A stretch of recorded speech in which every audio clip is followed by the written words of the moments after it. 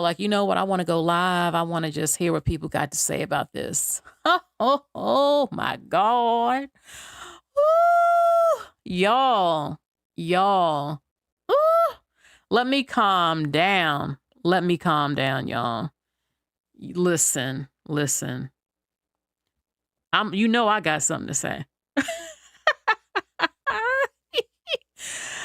I feel like this man, there have been a mixture. Look, that's in the photo lighting. She is a different skin shade than him, but everyone's perspective on skin tone is different. And I think it's just because his eyes are hazel and all that. But I do find those convos interesting. I don't even, with black people and always dissecting people's phenotype and skin colors and hair textures, it's just sickening. It's a mental illness, seriously, because they're trying to basically say, well, if you're this color, you should only date somebody the exact color. You don't know what these people's family members look like or their parents. Like, if that's the case, then damn, just go to the government and split up the black race, because that's what y'all really want, some of you out here. Or always assuming why somebody is with somebody. Simone is a very beautiful, cute girl. I've looked in the comment sections. I see everybody of all races who have said she is adorable and cute. You know, she's little. She got a cute face. And if people want to be real, her features, she has thin lips. She has a somewhat pointy nose, but people are so caught up in skin complexion. You know, it's just, I see a lot of stuff that's just disturbing me. You know, it's stuff I see disturbing me with people's mental health in the black community.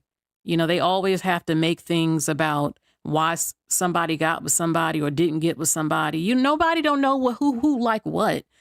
You know, they're both two cute people, in my opinion. He's not ugly.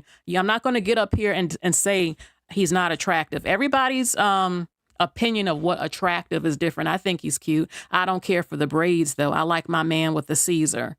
And if he has hair, it's cut low or Caesar. But he doesn't have an ugly face, you know, and she's not an ugly woman. So I think they're both two cute people together. And I'm tired of people always, I don't know. I think I'll save that for later. I mean, I don't know. He might like all types of different looking women. But I will say is that I'm not going to lie on what my ears heard, how what he said translated. Lord, let me calm down, y'all. I'm getting hyped. Just give me a second. Listen. I feel like he humiliated her. Now, I see a mixture of opinions coming from black people. Most black women agree that what he did was foul. And a few black men also agree. Then there are a few black women and men who are saying, well, look, they're married. She ain't got no problem with it. Or, oh, well, he is a catch. What's wrong with a brother knowing he's special and all that stuff? Look, I watched the clip and I dissected some things on what I think. Give me a second. I want to pull up a cute little picture of them. Give me a second.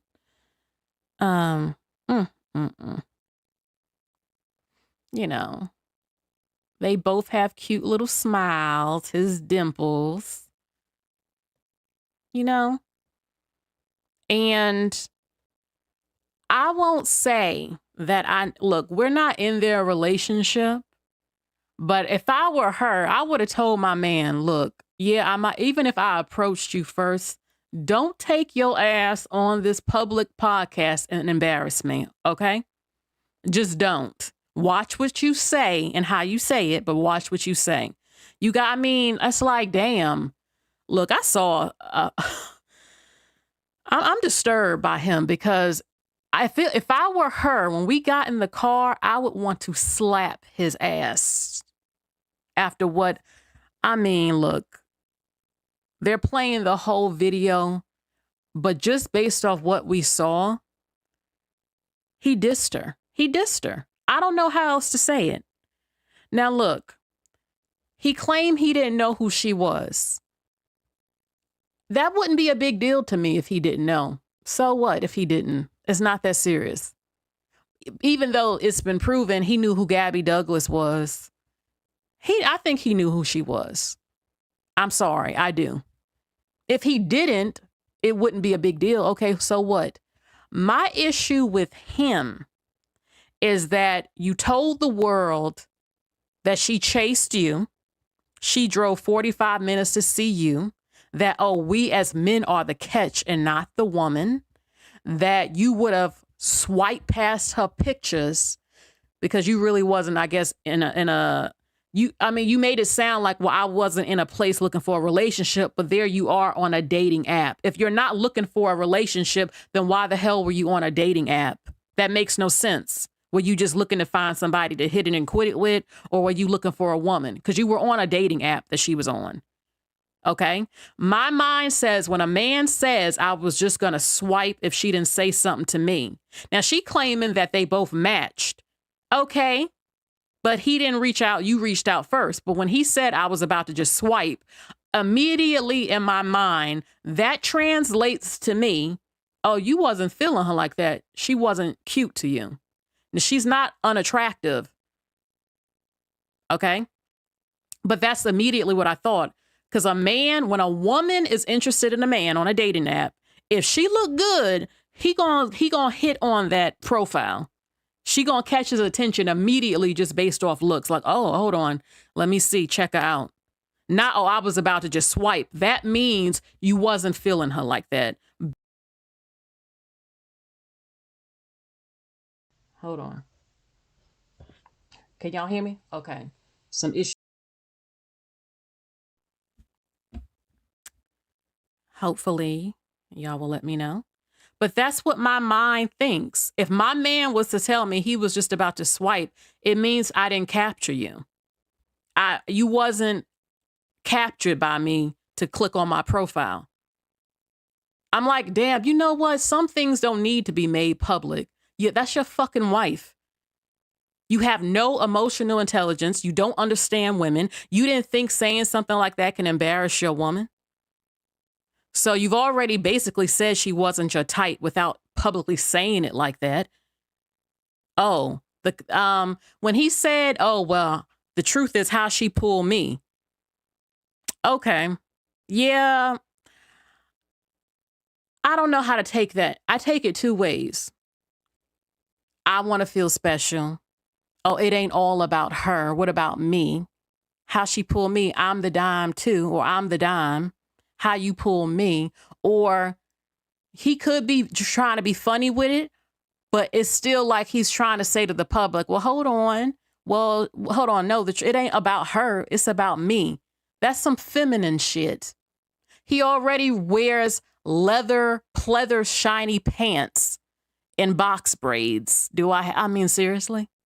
I'm not into that. So I feel like he dissed her. Even if he does love her, I feel like you had a problem with being the one who's second to her. I mean, I wouldn't want to feel, I don't like for a man to think he's above me, and I wouldn't act like I'm above my man. Like when she said, I'm Jonathan Owen's wife, to me, that shows a sign of respect for your husband. Like at the end of the day, yeah, I'm Simone Biles, but that's my husband. That's my man. That's my baby. That's my man. I'm his wife. So I totally understand her saying that because she values her marriage above anything, above titles and social status. But he went out of his way. He didn't like the fact, in my opinion, when the men asked him, well, how the hell you pull her? It's like he, in his mind, and the way I pick it up is, well, hold on, I'm a good looking dude. I'm a football player. I'm fine. Now how she pull me? Yeah, but you're not on her level as far as prestige and social status, in sports and stuff. You're not. That doesn't mean you don't have any accomplishments, but no one knew who he was. Everybody knows who Simone is. And I feel like he was insulted by that question where he had to remind people like, shit, I'm a bad bee too. That feminine stuff. Or the fact that you got to bring up that, oh, well, she was the one. I'm like, girl, really? Why couldn't he drive to come see you? No, she had to drive, and she drove 45 minutes to see me.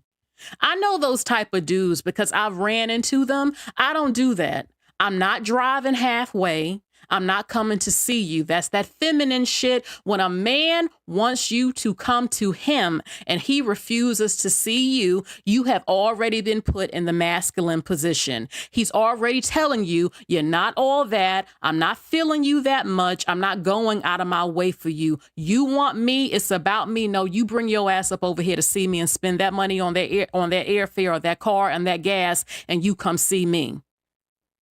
When a man tells you to see him, he's telling you to your face, you ain't special. You ain't worth driving to. You ain't all that. It's about me. He got money. He could have came and seen her. Okay? He's putting her in a masculine position. Now, at the end of the day, too, people have to say, look, Simone, she did it. She drove to him. She chased. I told you I've only approached a man 2 to 3 times, probably 2 in my life. And one of them was a situation where I kind of had no other option. I can't go into detail, but it's not something I would normally do. But as far as just letting him know I'm interested, that's the most if you going to do it, do not be like a dog. He got to be a man still. Okay, you know I'm interested. Leave it alone.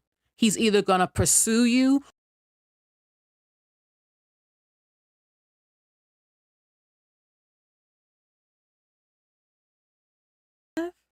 Hold on. My mic gave out. He's okay. Listen, y'all. It's getting irritating. Okay. I mean, he's either going to pursue you or he's not. Oh, she flirted with me. Oh, okay. I know she feeling me. Oh, she did let me know she was interested. But let him do the rest. If he wants to take you out, he's going to initiate. I mean, look, he married her. I don't know.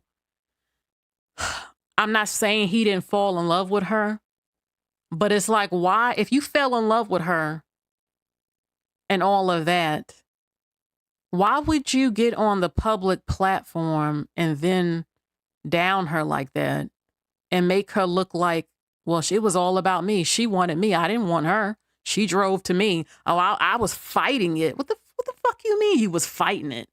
Now, that to me, I took that in 2 ways.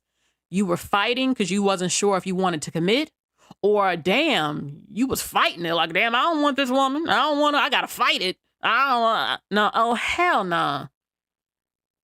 Like, that just don't even sound right. And you going to talk, and then nobody is mentioning that other guy who said, well, damn, it sound like you ain't even want her. I'm like, why would you say that in front of her face on a podcast?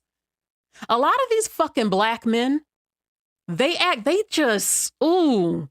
Like, I'm not saying other races of men, you ain't got none like this at all. But I see a lot of this with them. It's like it goes back to they not seeing you as a soft woman, because a dude should know better to even dare ask that question in front of her man. You gonna ask my husband in front of my face for millions of people to see, well, damn, it sounds like you ain't even want her. That's embarrassing enough. They think shit is funny. They act kiddie with relationships. No emotional intelligence. Some of them. As to where you don't even think this would bother a woman or hurt a woman's heart. Just like that African guy who his fiance left him when he wrote that letter saying, you're not the most beautiful, you're not the smartest, but I choose you. Oh, great. That's such a great compliment to give a woman. Wow. Are you serious? Are you serious? So Simone has been laughing it off and smiling. Girl, okay. Okay. People can say, well, at least she married. Okay. But I wouldn't want to go to bed knowing my husband said some shit like that in front of everybody.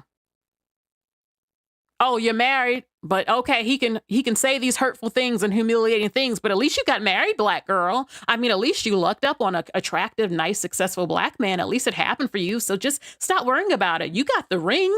Let him keep humiliating you. Those bitches are just bitter and don't have a husband. Seriously, they're just jealous. No one's jealous. We just have empathy. Most women would be mad as hell if their husband went onto the public and said that. you know? Now, if he would have said, she approached me and I wasn't sure if I wanted a relationship, but I let love in my heart and I realized this was the best woman I ever met and I fell in love and I married her.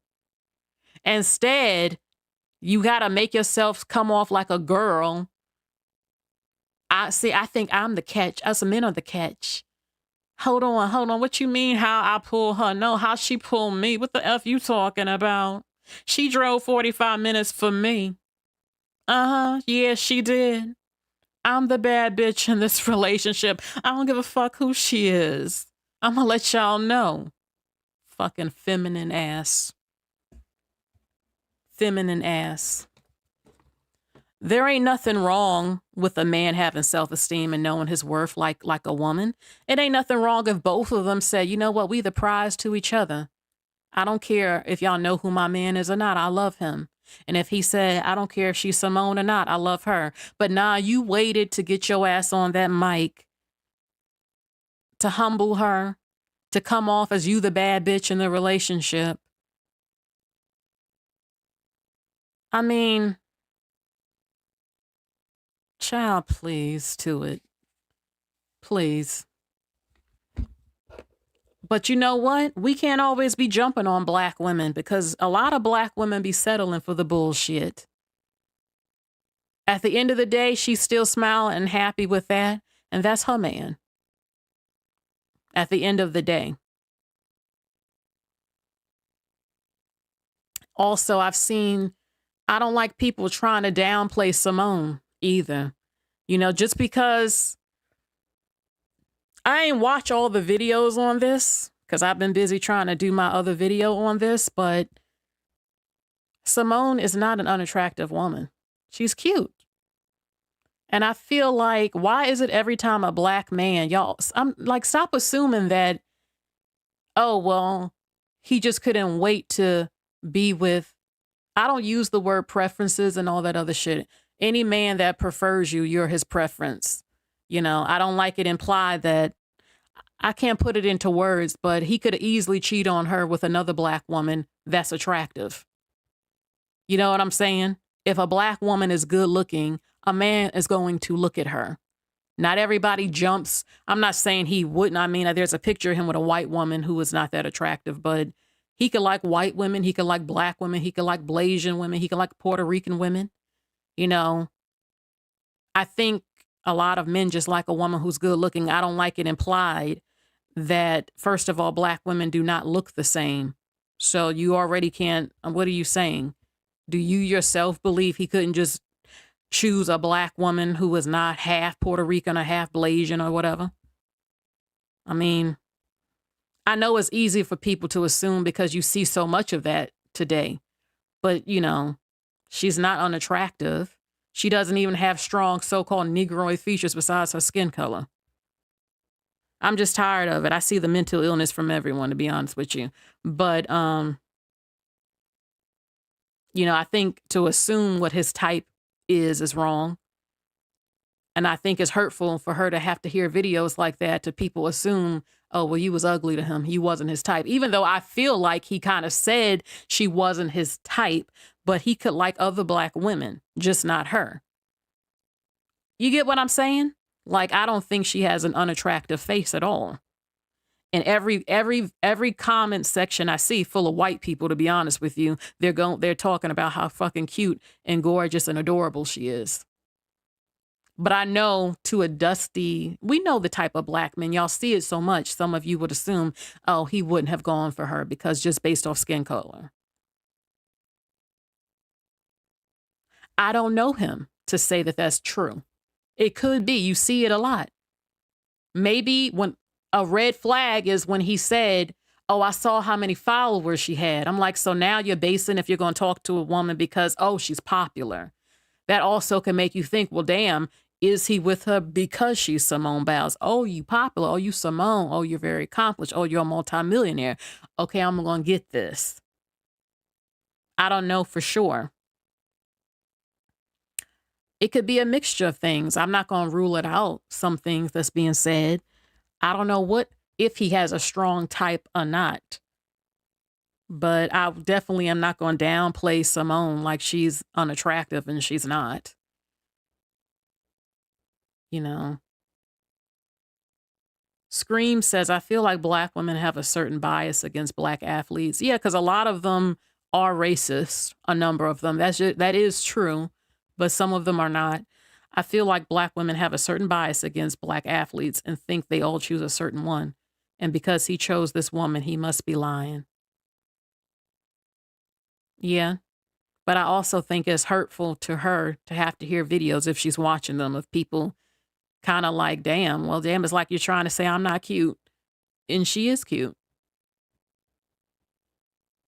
Even if, I noticed on certain websites, I won't mention how, if the woman is black and she's seen as pretty, now you have to dissect the blackness and the percentages and ancestry, or, oh, well, if she's seen as pretty, then she couldn't be. I mean, I'm sorry. I see it with a lot of black people. Yeah, they don't want to admit their own sickness about how they view black women who are attractive, or if she can be attractive within her own group, because we know other races of men. Oop. A number of races of men date black women of all phenotypes, but it's just irritating. It is. So let me just show the clip real quick. Chief Rocka says, how are black men athletes racist if love is love? I'm sorry, baby. When 90% of them never marry black women, you can miss me with the bullshit. Miss me with that bullshit. If there's a splash, okay. Because we know not all black people going to date black people. I don't even only date black men. But when 90% of them usually are not with black women, you're going to have to miss me with it. Miss me with it. Miss us with it, baby. Don't play that game with me.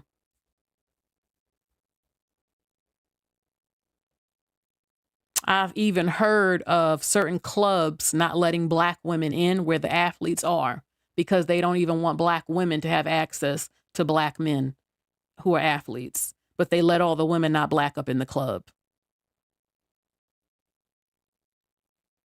But I also said at the end of the day, if a black man wants a black woman, he knows where to find them. So they pick what they want. Every black man in America knows exactly how to find a black woman. All of them. So it really doesn't matter where he went to school, where he grew up, what club he went to. He knows where to find black women. He knows where to go. So at the end of the day, they choose who they want. Just don't sit up here and bullshit us, okay? When 90% of them are not choosing black women who are athletes. And this is a global thing. Okay. Let me share the video clip. Give me a second. Just a little rewind of what happened. Then I'm going to call the person from Chicago, and the phone line is still open. Hold on. Give me a second.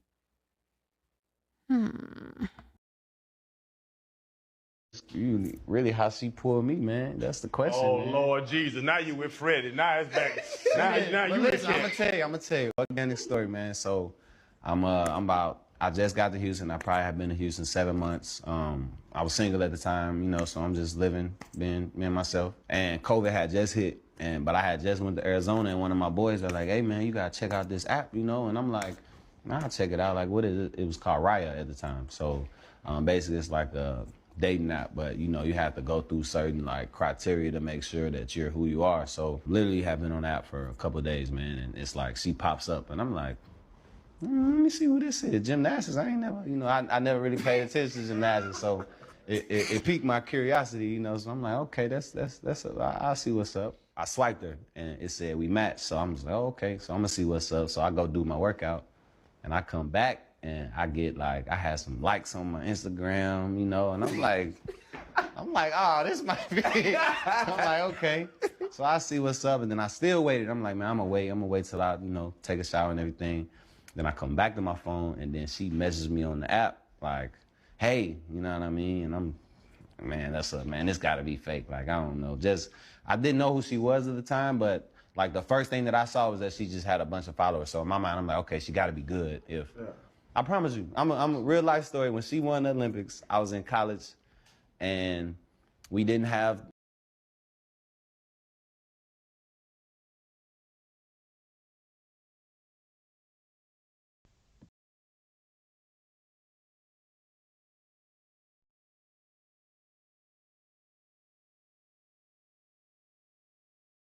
I would have watched, like, you know. Jonathan, I'm gonna let you finish your story, man. Continue. But like I was saying, man, she messaged me. This was like a Tuesday, and we were texting back and forth, and then we hung out Friday, man. And we couldn't do much. Just COVID happened, everything was shut down. So she came through down to Houston. She lived in the suburbs, so she had to drive about 45 minutes to me. Then the rest is history, man. So you was really the catch in. I always say the men the catch, man. I always say we the catch, man. Yeah, so she really booked you. She did, though. Is what you're saying. Because I was fighting it. I was fighting it. So in truth, if I say this out loud, was Jonathan Owens ain't really want Simone Biles, is what you're saying. The fact that they're sitting their asses up there laughing and saying that in front of her face disgusts me. I wish your motherfucking ass.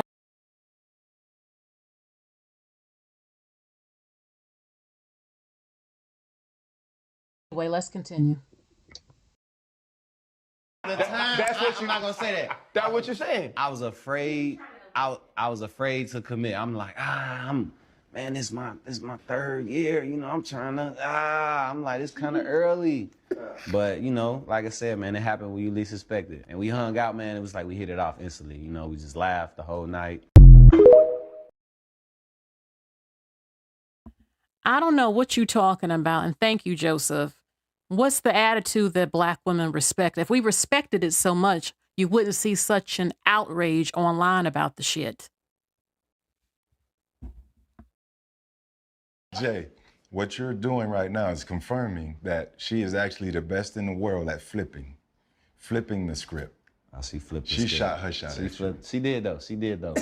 Because if she wouldn't have messaged me, chances are, like, I probably wouldn't have. I probably would just, mine would have went somewhere else and wouldn't have thought to, you know, but she messaged me, and I mean, like I said, the rest is history, man. Honestly, in truth, Simone Biles is lucky. For what? Because she took a chance. She lucky because she wouldn't have all that. Jonathan said she wouldn't have all that. Hey, now. Because he had time. Jonathan, Yes, I would. Yes, I would. All right. We matched. I was just the first to message. As soon as I clicked, ooh, I like him, it matched. So he had already liked my profile, which that means She I was always just the first. say we match No, first. baby, we matched, but I was the first to message. Yeah, you I was not messaged me. scared. She messaged. She wasn't scared. I give her that. I know what I like and I know what I want. Y'all are young newlyweds. Don't let people bring that shit in y'all house. Don't let this man do that. Don't do that. I'm not trying to bring them shit nowhere, Freddie. This man's a hell of a safety. He will never be as good as a safety as this little motherfucker is as a gymnast.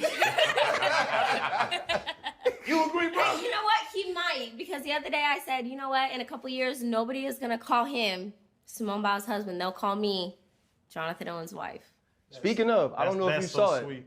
On Thanksgiving, Simone Biles is lucky. For what? Because she took a chance. She lucky because she wouldn't have all that. Jonathan said she wouldn't have all that. Hey, now. Because he had time. Jonathan, Yes, I would. Yes, I would. All right. We matched. I was just the first to message. As soon as I clicked, ooh, I like him, it matched. So he had already liked my profile, which that means She I was always just the first. say we match No, first. baby, we matched, but I was the first to message. Yeah, you I was not messaged me. scared. She messaged. She wasn't scared. I give her that. I know what I like and I know what I want. Y'all are young newlyweds. Don't let people bring that shit in y'all house. Don't let this man do that. Don't do that. I'm not trying to bring them shit nowhere, Freddie. This man's a hell of a safety. He will never be as good as a safety as this little motherfucker is as a gymnast. You agree, bro? You know what? He might, because the other day I said, you know what? In a couple years, nobody is gonna call him Simone Biles' husband. They'll call me Jonathan Owens' wife. Speaking of, I don't know if you saw it. Sweet.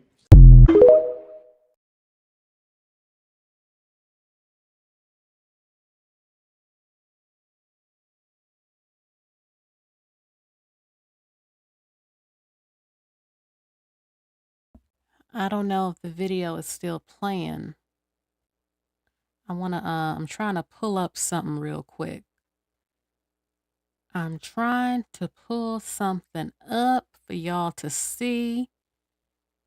Oh my God. Okay. So when I said the treatment Simone is receiving at the hands of her husband is part of the reason I no longer date black men, y'all got so offended. In fact, TikTok contacted me several times about putting an anti-bullying filter on my comments because of the hateful things people were saying in my comments, and eventually they just had to do it automatically. But aside from all the slurs, the comment I got the most often was, "Oh, not all black men." You're right. There are good black men out there, and you know what? You attack them. TikTok sensation Keith Lee is a wonderful man. He's an excellent family guy, someone who's building up black business, someone who is trying to create community. And who attacks him? Black men, like Ocho Cinco. Chad Johnson, whatever you want to call him, had all of the negative things to say about Keith Lee and his mission and what he's been doing. Same thing happened again this week with that blogger. Unless you think, oh, that's just social media, that's just talk online. Like, Keith Lee is talking about his family got death threats.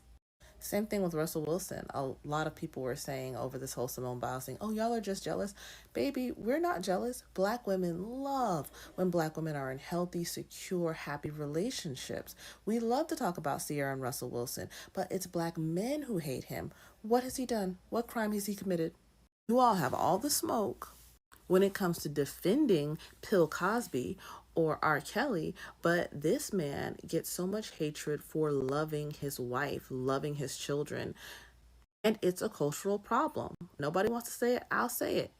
The reason why you hate on and try to tear down the good ones, rare as they are, and you uplift the toxic ones like Jay-Z, Future, the Migos, Chris Brown, Tory Lanez, Diddy, and now this idiot, Jonathan Owens, is because you want black women in a state where we don't expect anything.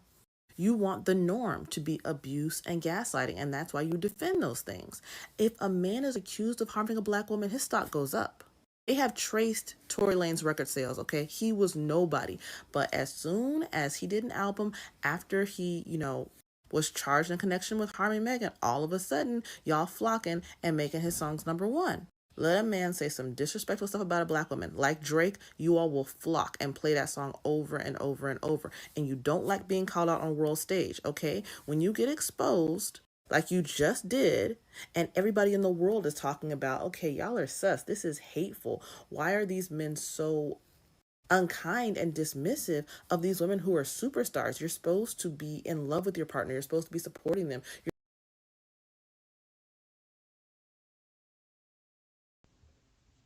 Partners who are black men. That's when y'all start trying to shut down the conversation. Oh, y'all are just jealous. Jealous of what? We are supportive and happy when women are in happy relationships. I have never seen one black woman say anything that wasn't supportive about Angela Bassett's marriage. Black women ooh and coo over Sterling Brown and his wife. They're supportive when there's something to support, and they question when shit is questionable. And for decades, these guys have gotten away with just moving the goalpost, and they blame you for the way that they mistreat you. Oh, well, if you were this, oh, well, if you were that. Well, the age of social media has unmasked your little scheme, okay? Because Beyonce, Halle Berry, Rihanna, Sierra and her relationship with Future, Mariah Carey, Mel B, Kelly Rowland, Brandy, Jennifer Hudson, Jill Scott, B. Smith, the list goes on and on. All these women who you claim to be ideals were mistreated by black men, cheated on, abandoned with children, beaten, etc., etc. So what is it? You had perfection on a platter and you still mistreated her. And we are just saying you get the same black man. There's no level of perfection where a woman gets in line and gets a better kind of man. You all kept selling that fan fiction of choose better for decades. And you had us buying into it, but now with the age of social media, you've been unmasked. 99 times out of 100, there's no better to choose. These are the top women in the world. And a lot of the men that I've named are also the top of their field. Most of these men are celebrities in their own right. So it's not like they're picking up Joe Blow off the corner. These men are also wealthy and highly accomplished. This is the top man that you all are always claiming somebody wants, and they're still abusers. They're still cheaters. They're still liars. There's no better one. And when there is one, you all attack him and tear him down and say that he's not masculine. So you're correlating black masculinity with the mistreatment of black women. That's what y'all love to say about Russell. Oh, he's corny, he's soft. So loving your wife and children is antithetical to being a man, even though he's got the most hyper masculine job in the world. He plays for the NFL. Well, unlike Jonathan Owens, he's actually somebody in the NFL. But because he loves his black wife and black children, there's something wrong with him, according to you men. Who'd want to marry into a culture like that? Because I notice y'all don't have a problem when these dudes love non-black women, when they're soft with them. The only time black men call somebody couple's goal is when the woman has been drugged to hell, like Beyonce. When she's been sufficiently humbled and the light's been knocked out of her eyes, all of a sudden she's couple goals. Yeah, I want a relationship like that. You really just want to curb stomp the women that you're with.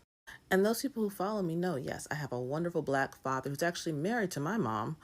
And I was planned, I have a wonderful black family, black brothers, black godfathers, grandfathers, all that good jazz.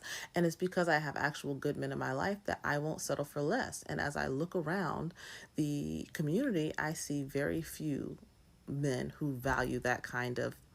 My paternal grandfather, had my dark-skinned grandmother as a stay-at-home mom in the 1950s because he didn't want to have her dealing with what black women had to deal with on the job back then. He said, I will work 2 and 3 jobs so you can stay home with the kids, baby. That's the kind of stock I come from. And my maternal grandfather also worked several jobs, and he let his wife work in the school system under a black principal and eventually supported her so she could get her real estate license and work as a realtor, set her own hours, live her best life. But the entire time they were married, he worked 3 jobs. After she passed away, he took care of her mother. She lived in the house with him for 15 years. So when I meet a black man like that is when I'll get excited about these children of God. But you all think it's soft to love your spouse, so I don't think I'm in any danger. The question is why y'all hate good black men. Like, why do y'all want trash to be your representatives? Deal with your own internal issues. Deal with the fact that your mother was unloved, and so you want all black women to be unloved. The reason you think that these scenarios where these men are embarrassing and denigrating their wives are acceptable is that's what you're used to seeing, So go to therapy. Like and follow for more. Okay, so that was a really good video that I wanted to share. So now I'm going to call some people back. The phone line is open. And thank you, Ms. Drina, for the donation. Okay, also, again, thank you, Lady Nubia, for the donation. All right. Let me put the phone number. Let me move this phone number. Hold on. Okay. I definitely want to hear y'all opinions, all right? So I'm calling Chicago back. Give me a second.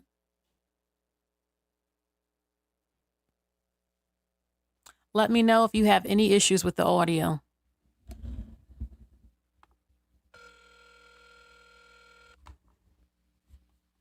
Hello. Hello, hi, this is Cerebral. Hi, Cerebral. Hello. Hi. Hello. Good evening. What is your opinion about, this whole situation with Simone Biles and her husband?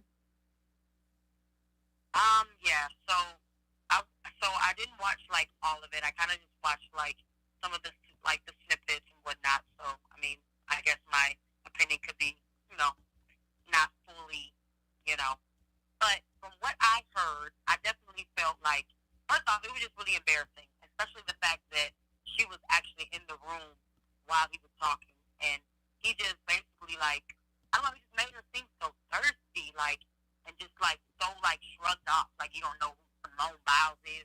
Come on now, you definitely know who she is.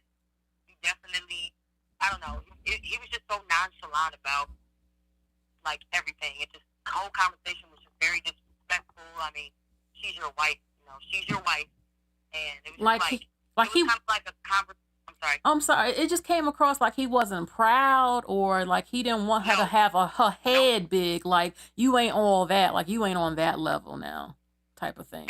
Exactly. Like, calm down, girl. Calm down. You're not. You're thinking that you're too much, but in reality, she's right where she needs to be at. It's really you that's not enough. He's not enough. I didn't even know who he was. I never heard of the man. I had never heard of the man. My dad's a Packers fan, so my dad knows who he is, and I talked to my dad about it. I'm like, did you see the conversation? Ooh, he told me he didn't hear about it, but I had never heard of the guy. Never heard of the guy. I had definitely seen pictures or whatever, but I didn't know who he was. I definitely followed Simone Biles, know who she was, and just the conversation it seemed kind of like a conversation that, like, how, we don't know how men talk because we're not men, but it seemed like a conversation that men would have maybe behind closed doors, like a barbershop conversation maybe, but like for it to be televised and for her to be there, it was just extremely disrespectful. It was just making her seem thirsty, talking about how she drove, like he was stating all the personal interdwellings of the relationship. It was just a mess. Talking about he drove 45 minutes to see him. It was a mess. It was a mess. And I don't know. I really hope she's got a prenup. I feel like he didn't pour into her. I felt like he wanted to make it about him and not like it was all about uplift her. Like, yeah, this is my wife. She's amazing. It's amazing. I was able to get such a beautiful woman who, and all this, like, what you mean? I'm lucky to get her. Let me remind you who I am and how she drove to see me and how fine I am and Exactly. And we definitely needed reminding us as to who he was, because I didn't know who he was. Please remind us. Who are you? Please. And then for him to say that, like, that I guess she had to message him first on the app, and it was just, and in reality, I do feel like she knew what she was getting. She knows what's going on. She's very intelligent. Obviously talented. He's arm candy. I think that he's attractive, at least on the outside, but definitely internally, definitely an F-boy, definitely not got too much going on for him, especially because he doesn't realize that he's not the catch. So now he's just looking like an idiot and not smart at all. he seems like he got some feminine traits to me. He did. He didn't give her not one compliment. He didn't say anything about her. From the snippets, again, I didn't watch the whole. I didn't even want to watch all of it. It was so demeaning, and I could. What I saw was enough for me to know, like, girl, he is not for you. And he's definitely. I can't. I'm not gonna say he's using her, obviously, but I can say that if she wasn't Simone Biles, I don't know if if she would be his first, go-to, so to speak. I definitely don't know if he would have been checking for her like that. And not because, she's not attractive or anything like that, but I don't think that he truly feels that she is the catch. I think he really does feel that she's the catch. He's the catch. I really feel like he feels that he's that man. And, she should be lucky to be with him. I've heard the people saying, well, he is a catch because he's a black man and the 1%, he's an athlete, he's attractive. He has money, but he don't have her money. So it's like, it's not like she couldn't. He's a catch for like maybe the average black woman who don't make as much money as him, but she's not the average black woman as far as her resources and stuff, her finances. Exactly. So it's like you can't compare. His money compared to her money ain't even the same. She's the one with more money. So I feel like they're kind of saying, well, if she wanted a black man, look how lucky she got because, most of y'all can't get a black man with, I think, maybe $1 million or $3 million. Okay. And she has more than that. So I'm like, well, if you didn't know, we're not all desperate for black men out here, but that's what they think. So. Exactly. They definitely think that, she definitely has a type. Her ex guy that she was with for a long time, he might have been biracial.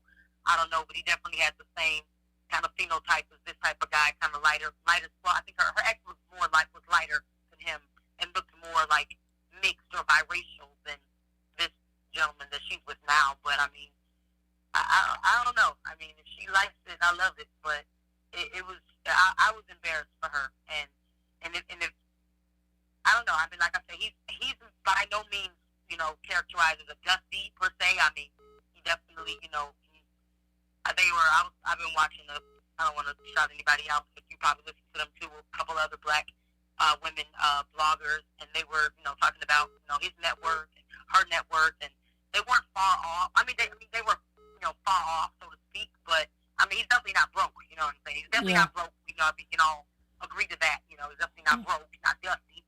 You know, he's not the average black man that, you know, that most of these women are making it seem like he's just some average black man and she's just some average black woman. You know, they're both celebrities. They're both, you know, in a different tax bracket than the average, you know. So, I don't know. It was, it was disheartening. You know, for me, like I said, I don't give a damn about the whole financial thing because I know he's not broke. I don't give a damn if he knew who she was or not. But he crossed the line to me by making her look like the man of the relationship. She chased up after me. I was fighting it. I was going to swipe. I mean, child, please. I can't believe that. So. Yeah, he did. He definitely made her seem masculine. She was coming back in the comments. She was coming back in her comments and saying like, I got what I wanted. I knew what I wanted and I got what I wanted. So I mean, she was kind of. I mean, she was put on the spot. That's a good thing. It's a good thing to get what you want, but I feel like your man needs to have enough sense to know that some shit can embarrass you. Certain things you say. 100%. Like at least have enough sense to like, don't say certain shit that's going to embarrass me. Okay, just don't. They definitely needed some type of.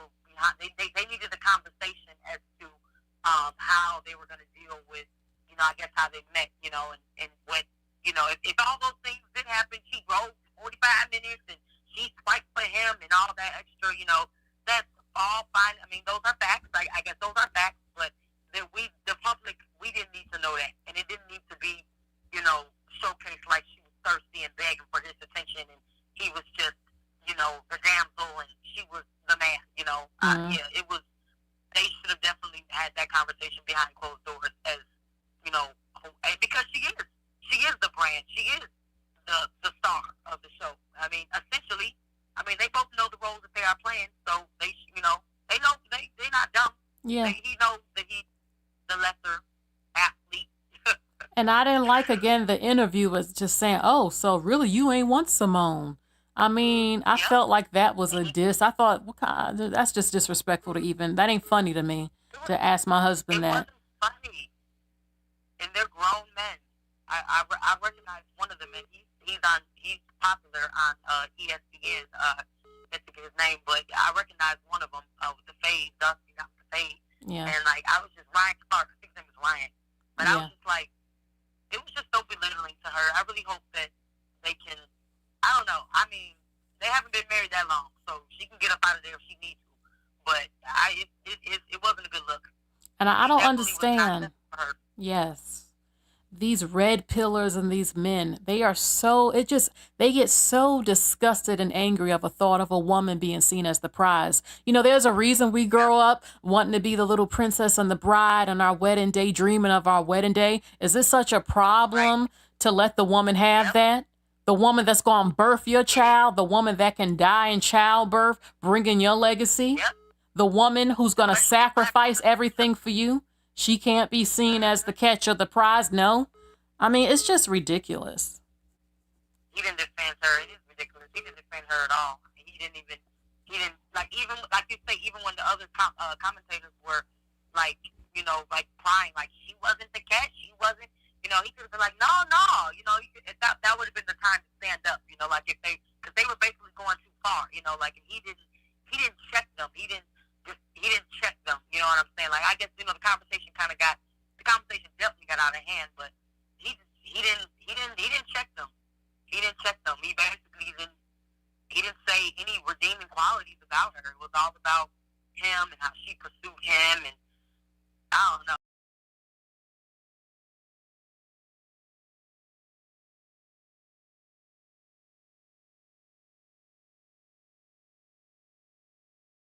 I don't never call, but this conversation has been. I'm a bartender, and I was talking about it with a gentleman today, and he was defending. He was a black man, dark skinned black male. He was trying to, and I'm a dark skinned black woman.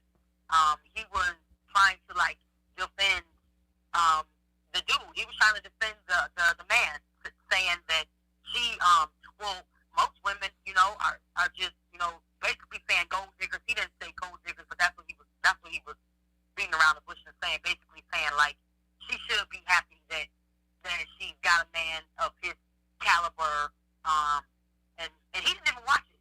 He actually didn't even watch any of the snippets. He just seen a news article. He actually didn't even have as much knowledge as, me and you had about the conversation. And he was just so ready to defend the man. And I'm just like, nah, dude. Like, he was completely out of line. He talking about her like she's some dusty, broad that was, stalking him or something. Like, they're married. They're married, and she's got status.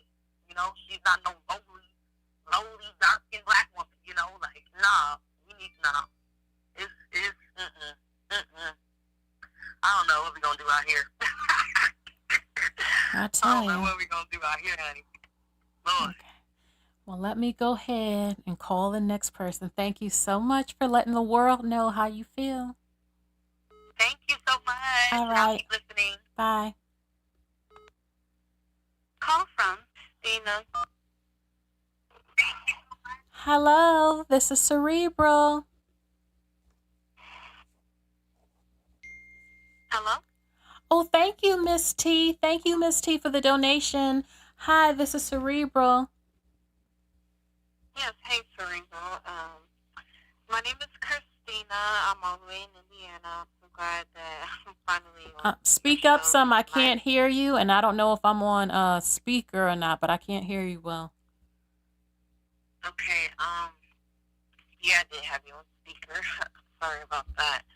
I was going to say I really love your show. My name is Christina. I'm from Indiana. And I definitely want to give my input and my insight as to like the dynamic between Simone and her husband. I still don't even know her husband's name. Oh my goodness. So like how should I go about this? Just tell us how Hello? you feel. Yeah, like to me, I'll be honest.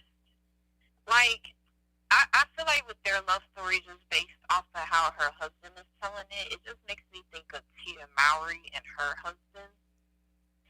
But not in the sense that she helped her husband get on his feet and get his career together, but more so like how, like with Tia Mowry's husband, he was more focused on like getting his career situated and stuff, and then Tia was the one that like reached out to him, and like it wasn't something that he knew that he wanted to move forward with, but like I guess maybe he knew like she was a good catch because of like the fact that she's been in the industry for a long time, and like she pretty much at that point in time was like a household name.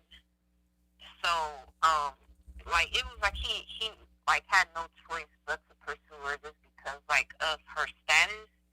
And that's what I get from Simone Biles' husband, almost like he pursued her based off of her status and like her being a household name and her being a big name in gymnastics. So it's like it's undeniable that like that's a good catch, even though that's initially may not have been what he wanted from like Jump Street. And then like I also considered the fact that like with athletes specifically, like black male athletes, there's like a certain aesthetic that they tend to go towards when it comes to certain women. Like they tend to go for like lighter skinned or exotic looking women, or even non-black women. And of course Simone, she doesn't fit that criteria like of what's pushed on athletes to pursue. You know, and I can't say that it doesn't mean that, like, their relationship won't work out, because I do feel like when you hit a certain age and when you have certain experiences under your belt, especially like men that have had their pick of the litter and they've experienced like getting the type of women they want, like they're usually, you know, more inclined to accepting like someone that may not have been what they wanted initially, but they know like she's a good catch and she'll be a good wife, and I feel like that might be the case for him. Like maybe he got what he wanted previously before he met Simone, and maybe he realized it wasn't all that it was cracked up to be, so he's coming into the situation like being more willing to accept the fact that she's not what he would have initially went for. But at the same time, it was like he didn't have to be disrespectful and like tell the story the way he did. Like he didn't have to go about it the way he did to where it like embarrassed her, especially knowing like where the black community is right now and how like a lot of black women are really second guessing like relationship dynamics with black men, and if they should move forward in certain situations with black men. And like nowadays, like people pick apart different relationship dynamics and things. So like I don't know, it just seemed like he didn't have any sort of self-awareness in that, you know? Yeah. I'm looking in the chat and someone said the universe made everyone the catcher, the prize. That's not always true. The brother said nothing wrong. It's okay for your man to have confidence and to think I'm a good man. You know, she lucked up getting a good man, but come on, he humiliated her. There's no way to fix it. He humiliated her. That's how I feel, and thousands of other black women feel the same way. He downplayed her. He didn't want to. He had tried to humble her. He dissed her, in my opinion, several times, and he didn't want to give her props like that. He did that maybe a little later on in the video, but when it mattered, he didn't do it. He said, "What you mean? I'm the catch. I think us guys are the catch. What you mean?" Like he's a feminine man. He's feminine, okay? He got some traits about him I don't like, and I don't even know him like that. Yeah, black men, they are.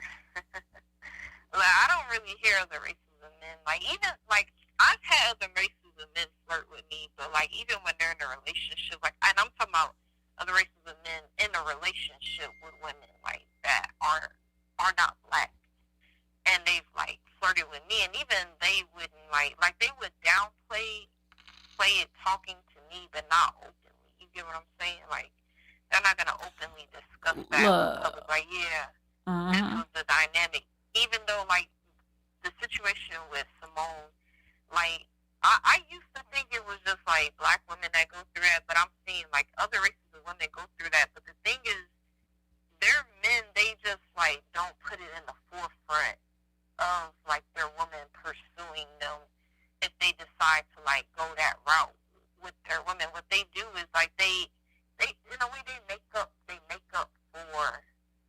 the fact that like their woman pursued them like by like just stepping up and like providing more, or just like going out of their way to show up for their women and stuff. And it makes you like kind of believe like that man pursued, even if it initially was not him that pursued it. And I feel like black men, they don't ever think about it that way. Like they just constantly have to throw it in your face that you were the one that pursued them. Like in a situation like Simone, you know what I'm saying? Yeah. And that is like, I agree with you. That is disrespectful, and that is a slight, and that is a diss, and it's just, I don't know. It's just, it really does not give us black women a good look at all. It doesn't. Thank you for Katina for the donation, Katina. I just feel like Christina. No, someone has sent a donation. Katina did while we were talking. I feel. Okay, I thought you were calling me. I just feel like I'm trying to express it. I feel like she's not being treated like a flower. Like, black men got a problem with treating a black woman. They claim you want soft black women. You ain't even treating her like a soft black woman. You ain't protecting her mental and emotional health, in my opinion, by dissing her in a way. And not, I mean, I don't know how to put it. It's like I said, it's like that dude who wrote his fiance saying, "You're not the prettiest woman in the world. You weren't the smartest, but my heart chose you." I'm like, where the fuck do y'all think that's a true compliment? Like, what the fuck is wrong with y'all? It's some backhanded shit. I'm like, you know what, ladies? Let me tell you this. If you are talking to a man and he says, "I ain't gonna compliment you that much. I don't want you getting big-headed," fucking run. Dude ain't nah. He got a problem. He don't want you to feel special. If he never compliments you when you get your hair done, when you wear a cute outfit around him, dump his ass, because that's just the beginning. He don't want to pour into you. He don't want you to feel like you look cute, even when you do. He want to pull your ass down so you don't think you can get somebody else or that you're pretty. He's a bitch. Dump his ass. Okay, so listen, I thank you so much. Anything else you want to say? I would just say black women as a collective, we've all been there, like, myself included. Like, I can't say I've ever pursued a man. I've shot my shot at a guy, but I would say more times than not, it's better to let that guy pursue you. It is. Because this is the shit that happens. They'll throw it in your face. Yeah. They'll throw that shit in your face. And can't no woman really sleep at night knowing your man said, "I ain't even really fucking want you." Oh, hell no. Yeah. Hell no. Hell no. And then on top of that, like, my last remarks, it also gives Toby Nigway and his wife Fat as well, like, what he put her through. But, one thing I can say about Toby Nigway, he did, of course, make up a lot for what he did, and, like, his wife is well taken care of. But, again, we don't want to promote black women having to go through a lot of mess in order to get their Prince Charming. Hold on. You talking about Toby, that guy with the black woman with that blonde hair? Yes. Yeah, that man humiliated the shit out of her, and I don't know why she's with him. She's crazy. What he said about that woman. Yeah, for sure. But you know what? One thing I can say, it looks like they're prospering now, but again, like, is prospering later worth it if you had to go through a lot in the beginning and go through a lot of emotional distress, pain? It's like, why would a woman in her right mind want to be with a man that told you to your face, "You were not my type. I was not attracted to you"? Like, no, ain't no way. No, not for me. I can't do it. If I find that out and you feel like that, I'm in the relationship. I'm serious. All right. Yeah, I don't want to hold you up because I know you got other callers on the back end. So. Thank you. All right. Bye. Yeah, I totally enjoyed speaking on your show. Thank you. Bye. Bye-bye. I'm serious. You tell me that shit, I'm going to end it. It's over. I'm not being with no man that ain't attracted to me. I know perfection don't exist and we all got our damn flaws, but you telling the public, "I didn't even want her." Oh, okay. I'm going. You ain't got to say it again. I don't care if you fell in love and all that. No. No. Mm-mm. No.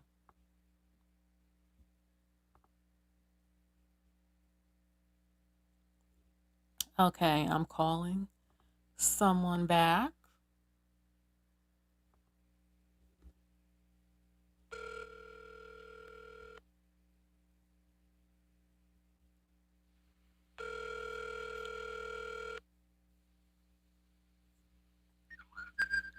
Hello?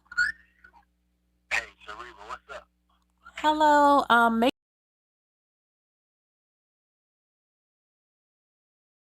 hold on. Okay, make sure I'm not on speaker and speak up. Yeah, hold on one second. Can you hear me? Yes. Yeah, how you doing? Ain't a long time. Hello, hi. Yeah, you know what this is. It's Young Peasy. Young Peasy? You remember I me? remember your name in the chat. That's right. How you been? I'm all right. Oh, okay. All right. I just thought I'd call in, you know, see y'all been discussing this Simone Biles situation. Yeah.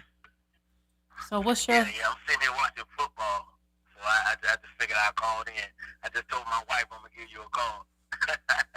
Okay. Tell her I said hi. I said I'm going to give Sareva a call. She told me, don't call that lady, man, and get into it with her. And this and that. I said, no, I got to call her. That's my friend, man. Okay. So what is your opinion about this? I don't know, man. I just been watching the last couple of days. I just been seeing all the pushback that brother been getting from the sisterhood. You know, I ain't a fan of that at all. You know.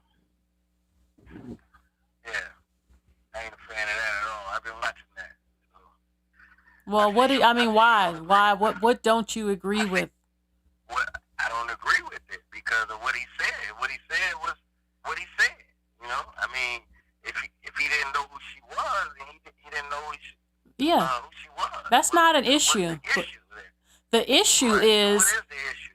Okay, he said Yeah. she chased me. She drove 45 minutes to see me.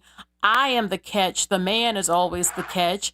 I was going to swipe on her picture. Basically, he wasn't even interested in her like that. Okay, and what else? He said, I was fighting it. Now, I mean, he dissed her. I told my wife when I had the conversation, like I had a conversation with my wife about this, and let's just keep it real. No diss to the sister because she's very talented, she's smart, she's pretty, the whole nine, right? But let's just be honest. When she was younger, she wasn't able to get the kind of dudes that she able to get now. She liked the brother, she find him attractive. You know what I mean? And this probably the type of brother she always wanted. You understand? And she able to do that. So what's wrong with that? Russell Wilson did the same thing when it came to Sierra. Russell Wilson wasn't a chick magnet coming up. We know this. He didn't have swag, so you know he wasn't a chick magnet. But when he got old enough to get Sierra, what did he do? He went and got the woman that he wanted. And the sisters didn't have a problem with that. Hold on for a second. Russell was married before he got with Sierra. He could have pulled any other woman he wanted besides Sierra. Right. Also, but did you hear? Go ahead. I mean, I get what you're saying. And Simone dated other men before she married this man. I don't know who she was dating. Right. But not to diss the sister or nothing like that, but you could kind of look at her and tell that she was maybe hardworking. She was kind of socially awkward. You know, when she was coming up, she was, from what I read, she was in like a foster situation. You know, so she had a lot of stuff working against her, and she probably had some insecurities. So she always probably wanted this type of brother. Let's just keep it real. You know, and now that she's able to get that, let her live. So hold on, are you saying that just because she's an Olympic gold medalist and now she's a multimillionaire, now she can get this type of black man just because she got money? I mean, let's just keep it real. Is that not what happened with Russell Wilson and Tiger Woods? I'm just keeping it real. Think about it. It's not the same for men and women. It's just... Yeah, but Tiger Woods coming up, you think Tiger Woods was a chick magnet to get all these hot chicks until he became Tiger Woods? I mean, just think about it. Hold on though, but men and women is different. A man has to get himself together. Women are attracted to alpha, hard-working men. It's attractive. It's sexy. Yeah. Right, but look at Simone. No, I'm not trying to diss her, but let's just be honest. You know what I mean?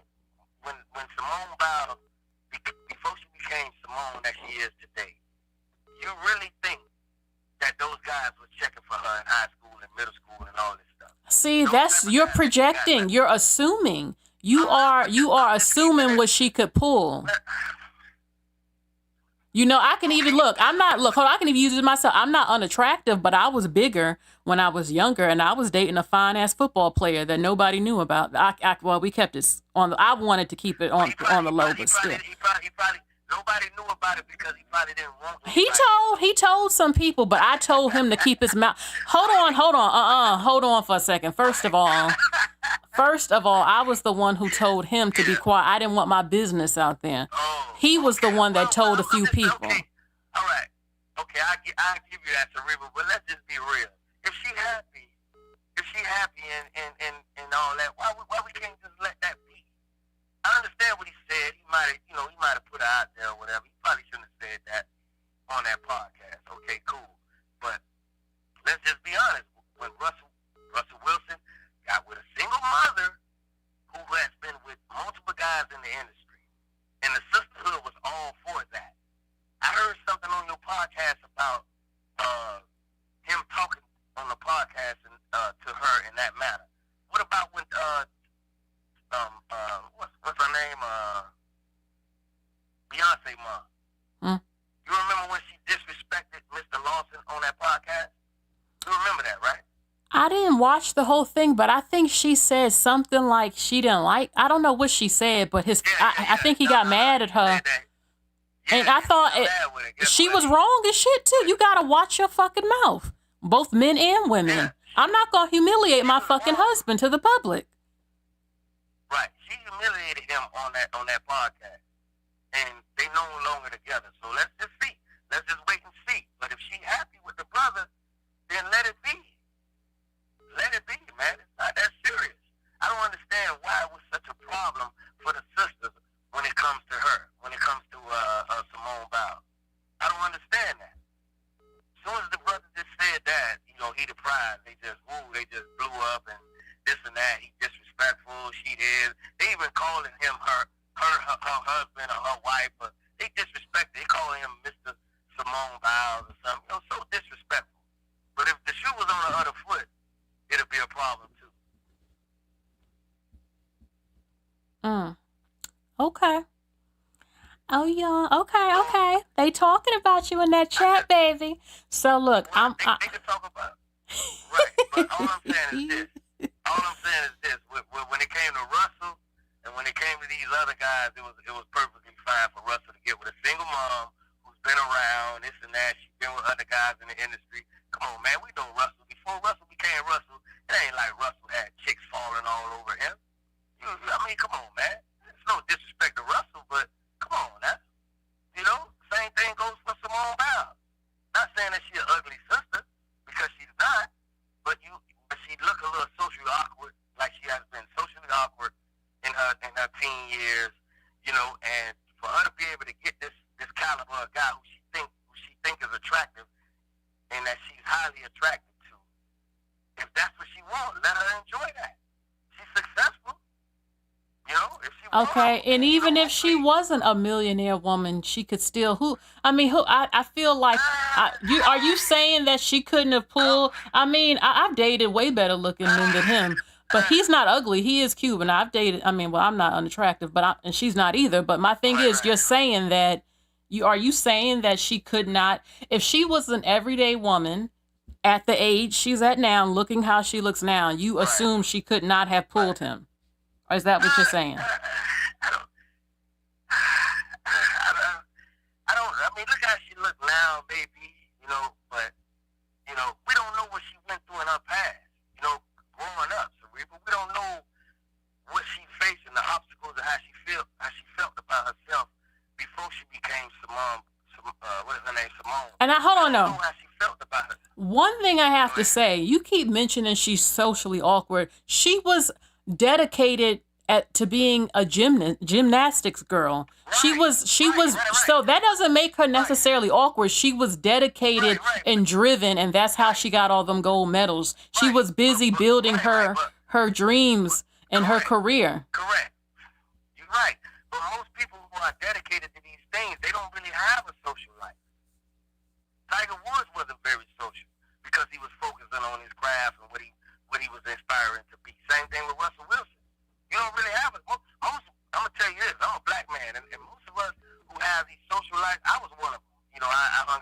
girls, and that knocked me off on what I should have been focusing on.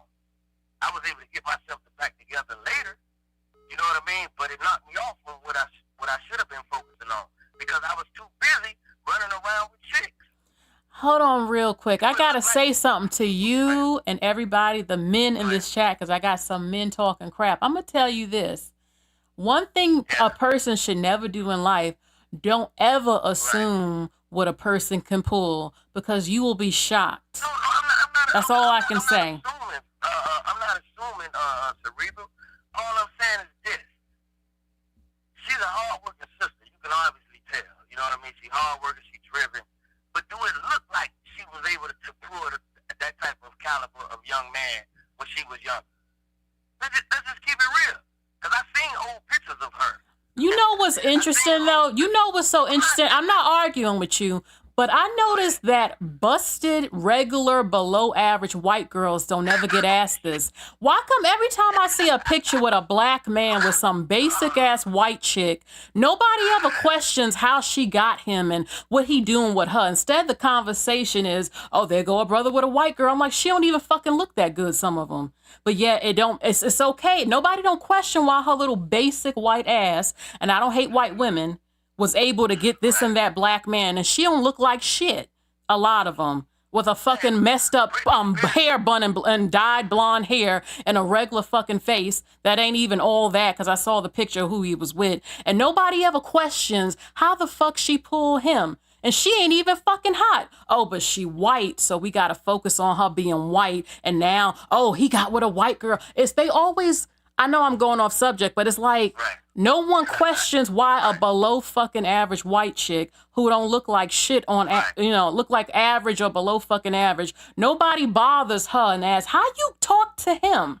How you talk to that black athlete in school? Nobody bothers them basic motherfuckers. The ones who don't look like nothing. Oh, but she's skinny and white, and that's all she has to be. Oh, she's a prize now because she's not black, even though her face ain't hitting.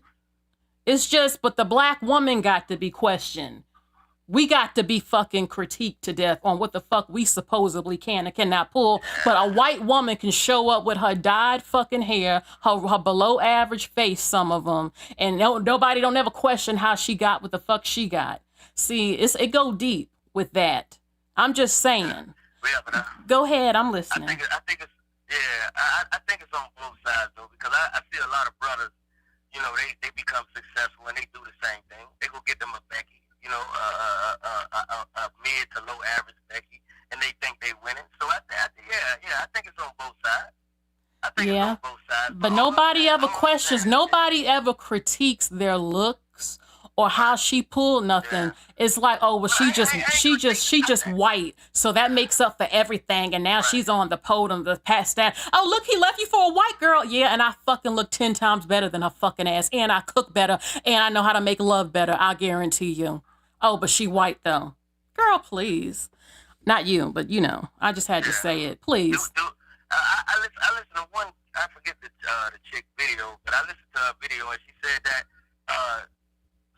Simone might like this guy a little bit more than he like her, and it might be some truth to that.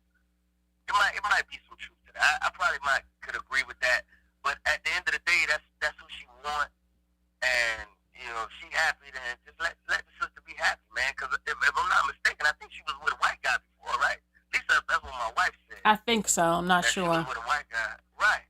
So now, you know, she able to get the brother. I mean, she find him obviously attractive. I mean, you can just see it all on her face. But would she have been able to get that brother back in her high school days before she became Simone? Hey, you never know what be going on the low.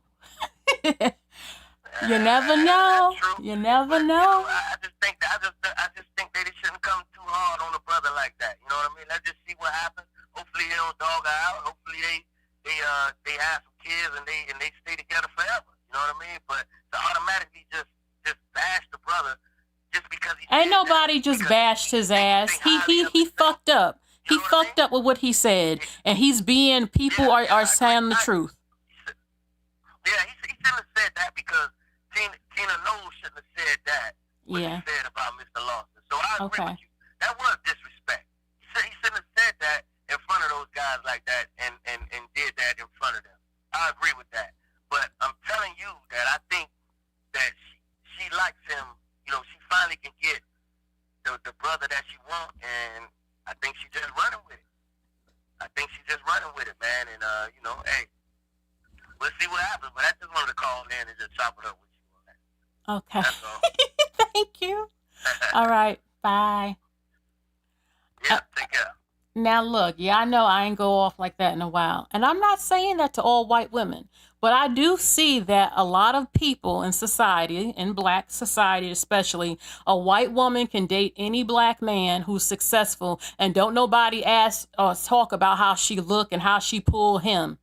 Instead is, oh, he with a white girl, as if her, just off her being white, she's the prize all of a sudden. Oh, he went to her. And she don't even look as good. You know what I'm saying? Oh, she was just white or not black, so we got to talk about that. So that makes her attractive just because she wasn't black? Or she got something on a fine-ass black woman who can cook, make love to her fucking man, know how to keep a home, and all of that, and dress better? No, I don't think so. Please. I give it to everybody. I don't care what race you are. Ain't nobody being put on no fucking pedestal, period. I don't give a fuck what race you are.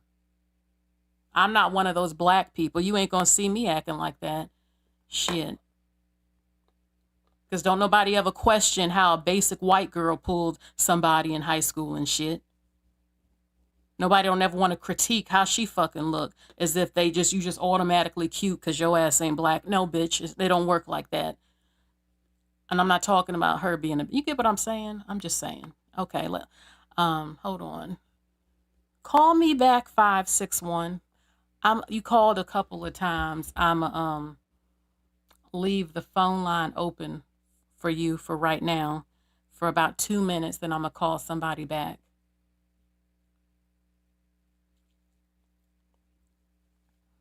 I also want to see black women stop downgrading black women, because I don't think they even aware that they be doing that too. It gets on my nerves too when I see that shit. But that's because you have so many of these motherfuckers online trying to bash shit in your fucking brain, trying to make you feel bad, that some of y'all starting to believe and internalize that shit. Stop forgetting who the fuck you are and how fine a number of you fucking are. Please. And I especially don't be tripping when I see a black man with a white woman and he ain't cute. I ain't gonna trip about it. I don't even want his ass.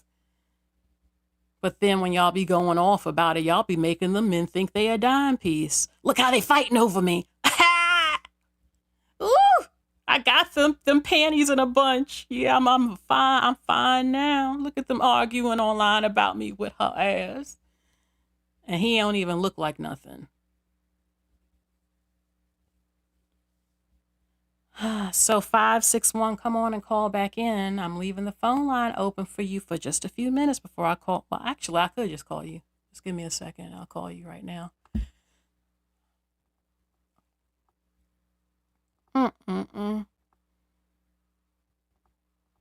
Give me a second, y'all. I'm calling them back. April says, even if he is fine, I could care less. Oh, God.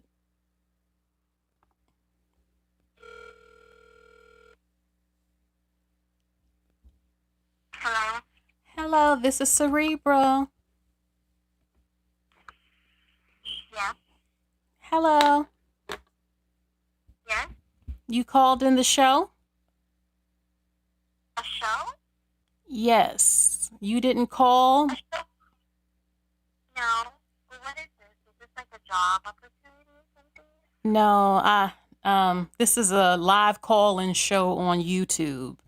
We're talking about... Oh, I'm so sorry. I'm so sorry. I forgot. I literally thought it was some random call. Yeah, I called 3 times to put that on the team because the old man was on the lesson. I'm so sorry. Yes, I probably go back on the channel. I can't hear you. I don't know if I'm on speaker. Oh, yes, I put your speaker. take me off speaker, please, and speak into the phone so we can hear you. Okay, yes, sorry. Yeah, but, so is there, like, a question? Like, what's our opinion, how we feel about the Yes. interview? What do you think about, what Simone Biles' husband, what he said during the interview? Do you feel like he humiliated her? Yes, I definitely do agree that he has to, yes. Sorry, I'm so nervous because I feel quite embarrassed. But, I remember having this talk with my friend about one thing I always acknowledge, that when it comes to black guys and how they refuse to give, like, their black female partners at least some grace. And I feel like, I guess you can say, from the interview that happened, it kind of gave me vibes of, like, Tiana Taylor's husband. I can't hear you, and they can't hear you in the chat. It's going in and out. Oh, you can't hear me? I don't know if I'm on Bluetooth or speaker. I don't know, but Oh, no, I turned you speaker. Can you hear me clearly now? it's going in and out. Oh, Now that's better. That's better now. Oh, okay, because I just put this on speaker. But, yes, sorry, yes. Yes, I said that he definitely has, humiliated her, and, I kind of find it kind of ignorant from him,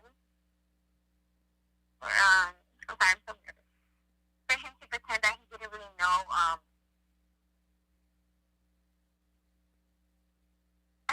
so sorry, I'm so nervous. Hello? Yes.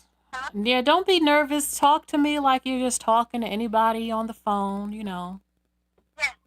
yeah. I was just not trying to waste time. I would say that I find it most definitely bullshit for the guy to say that he hasn't really know who she was. And I find it like, hypocritical, because apparently from his Twitter... We can't hear you. Do me a favor. Call me back. Okay? All right. Thank you.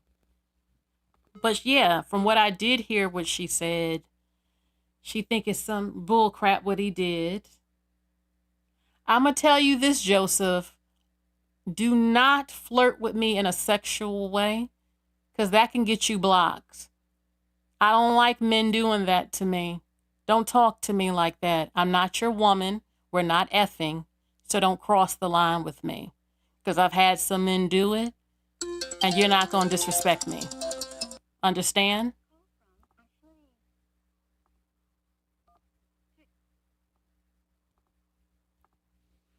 Hello? Hello, it's me again. Okay, let's try this again.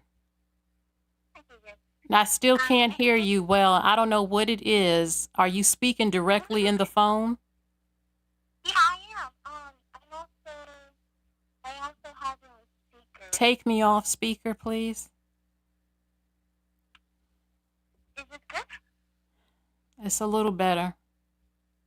Okay, that's good. My opinions are how I feel about the interview that happened with, Simone Biles. Yeah, Simone Biles. I always have an issue pronouncing her name. I definitely do find it, can you hear me? Yes. Am I speaking good? Okay, I definitely do find it a little, humiliating for him to, sit there and pretend that he didn't really recognize her, but, the thing is that I don't really watch gymnastics. I don't really know nothing about sports, but even I know about her, mainly from, a YouTuber that I heard about her, but even without that, I would always see her on magazines and on news, the way they have interviewed her, and even articles, so I find it, I can just tell that he was definitely lying, that he didn't really know who she was. Even the name sounds very familiar, and you can think of, like, one that's from the Olympics, sorry. And another thing is that the constant thing with black guys is typically where they go. Did you not black female partners? But always for them to just, like, humble them. And it's like, I know for sure if she was a white girl, he would never sat there and try to make it seem like he was the prize. The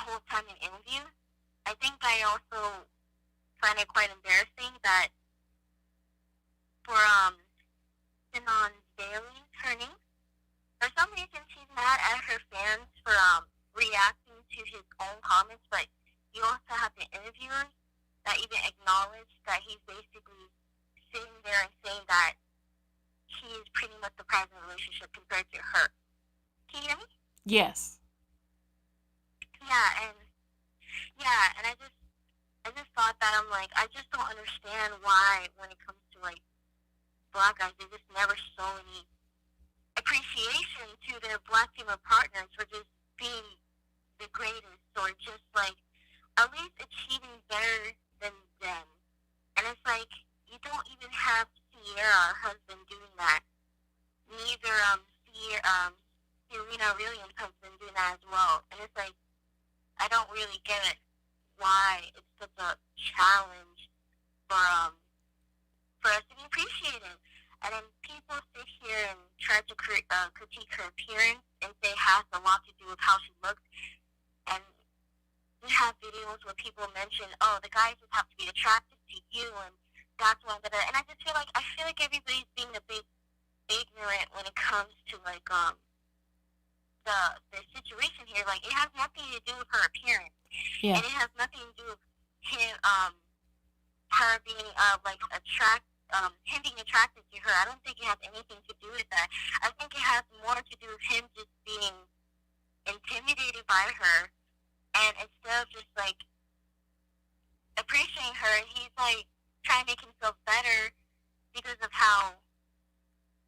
Well, I feel like it has a lot to do with his appearance, and I just don't understand. Like it has, I just. Sorry, I'm kind of shaking a little bit. Yeah, I just don't really understand because she's like a top Olympic player, you know, and for some reason he's sitting there. He's not really at least like listing out what makes her like a beautiful woman. How they got together. It's like it's just about him. Yeah, it's like I said earlier. It's like he didn't want to pour into her. He had to make it about him, you know, and pretty much, right, like, oh yeah, she did something for me, and she chased after me, and how she pulled me in, and it's just like the interviewer asked her, how did you pull her? Like he didn't ask you how, and he just switched it on to him, and it's just like it's so distasteful and just embarrassing because like one, I feel like we should really put aside the whole appearance thing about being attractive because we see Instagram models and, you know, whatever typical what we see online and they still get cheated on, so it has nothing to do with appearance. And let me tell you, really quick, excuse me, I have not seen not one person not black diss her. I haven't seen non-black people go in on her looks at all on TikTok in the comment sections. I ain't seen it yet. Exactly. It's only black people bringing up if she was good enough looking. I ain't seen nobody not black diss her ass yet about her being saying she unattractive. I ain't seen it yet. But in the black community, you know. Yeah, we're very shallow and superficial. Like that's something I acknowledge because, you know, it's like black people always have to do the most and just try to do the most to stand out to at least be seen as attractive. But any other race of women can literally look basic and even ugly, and they're called beautiful. Like if you look at the owner of Facebook, I forgot his name, but his wife is like a doctor and she's basic looking, but he would never let anyone discredit her, and he compliments her more than she compliments him. You talking about the Mark Zuckerberg? Oh, yes, Mark Zuckerberg, yes, and his Asian wife. No. And even it's I'm sorry, I'm starting a little bit. No, go ahead. They don't come for the women not black. I had said that's why I said what I said a few minutes ago. Is like nobody ever critiques them if they look below average or something. Nobody got nothing to say about it. But when she's black, oh, we gotta critique her to death. And if she's black, how much percentage of white is in there? And is her nose wide enough? Is her lips? Is her skin color? What's her hair texture? Oh no, we gotta critique her to death. But anybody else, any other woman, she ain't got to go through that. And I'm saying these are black people doing this to black women a lot. But Exactly, and that's why it's just like it's once again it's just another black guy just like insulting his own assaulting another black woman, and nobody's just checking it. But of course, Siam, I can't pronounce her name for some reason. Siam Biles, she's not willing to. Well, I'm not going to make it seem like she has to check her husband, but you know, it's just like, why even? How can you sit there and let your own husband sat there and just like, sorry, you know, like, how can you sit there? People think, you know, well, they got married, so at least he married her. Just because he married her don't mean that he's off. Yeah, it's like, so that means if I get wifed up, that gives him a pass to fucking humiliate me now in interviews. Exactly. I got married though. Right, that's what I'm saying. It's like, just because you're married to him, that doesn't mean he likes you. I mean, haven't we all been told that ring doesn't really mean anything? You have a lot of people who are married and they don't even like their partner like that.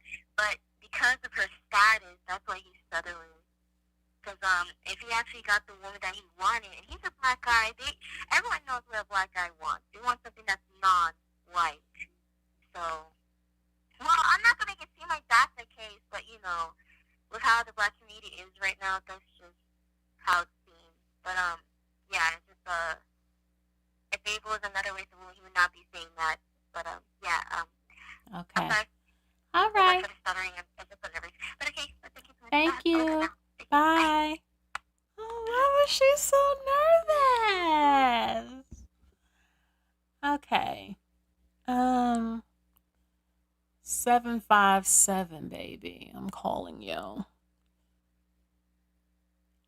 I love all these different calls around the country, different perspectives and stuff.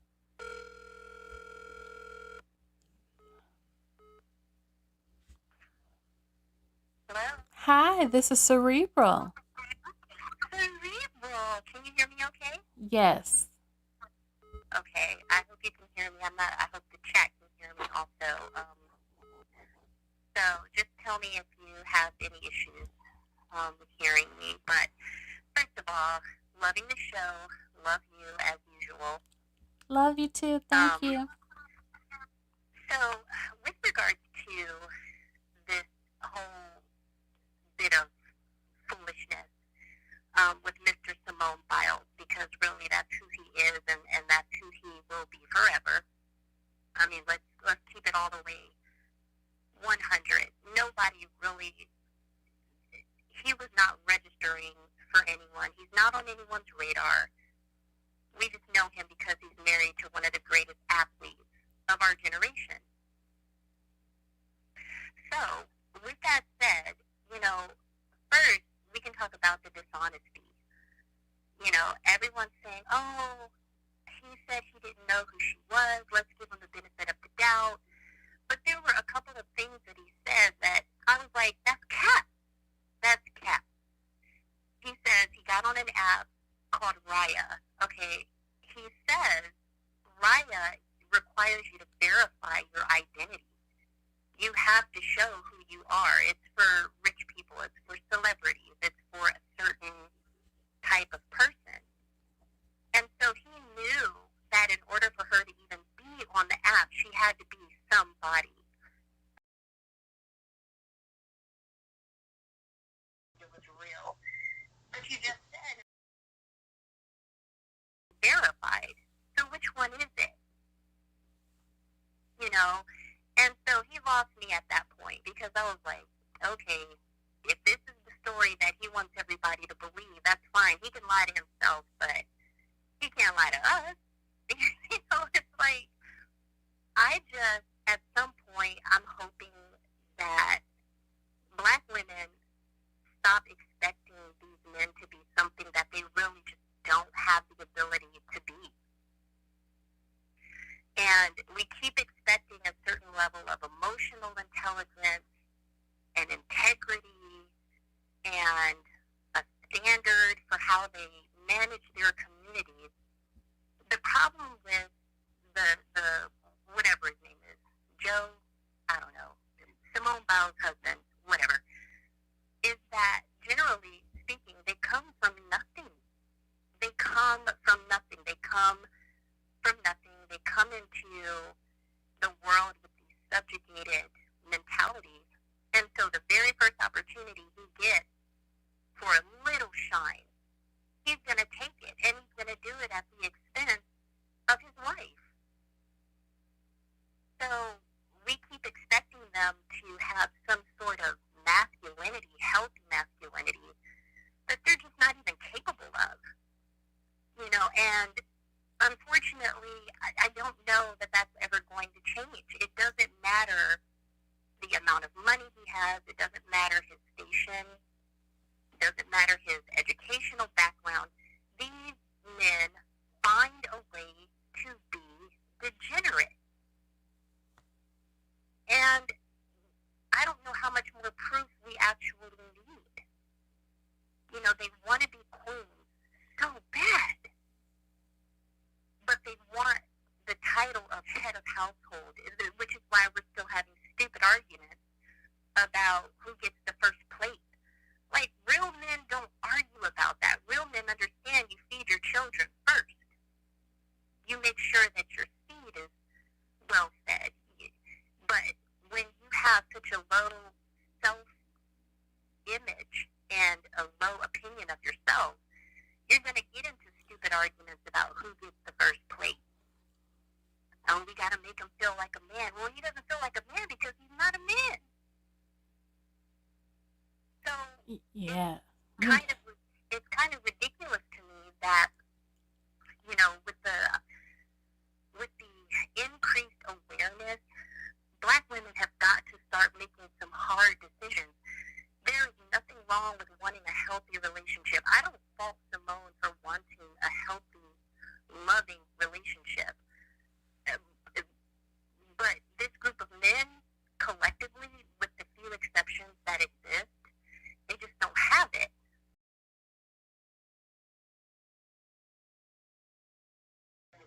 Like, for what? Ask you something. Okay. Chief Rocker in the chat says, I want your opinion about this. He says hold on. Actually, hold on. Damn, hold on. What he said? Okay. I'm sorry. Give me 1 second. He said black men could never be the victims, and black women are never regarded as the villains.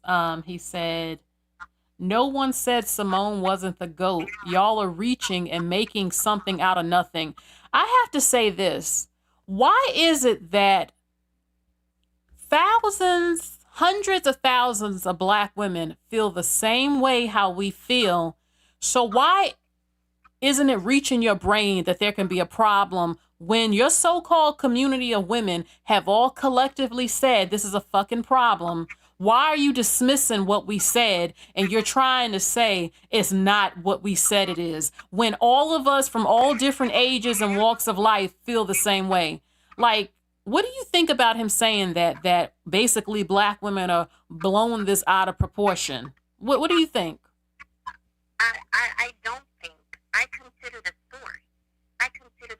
Like, first of all, when a black man opens his mouth, okay, I generally expect that not a lot of good is going to come out of it. I'm sorry. So the point of view and the perspective is already messed up. You know, it's like trying to get a car with a bad transmission to run like it's supposed to. I can't really speak to anything he says because I already know it's coming from a place of subjugation. You know, it's already coming from a place of low tier and low vibrational. Those are the kind of comments and conversations that these men have. We just have to stop engaging with them because really it's a mean, it just is. I mean, they come in the chat, they spew dust all over the place, and then they still go back out and cause the country $50 billion in unemployment. They're still out here creating broken homes in other communities, not just their own. They have still failed to create any sort of real financial infrastructure for their communities, but they want to cry about hair weave and all sorts of other things.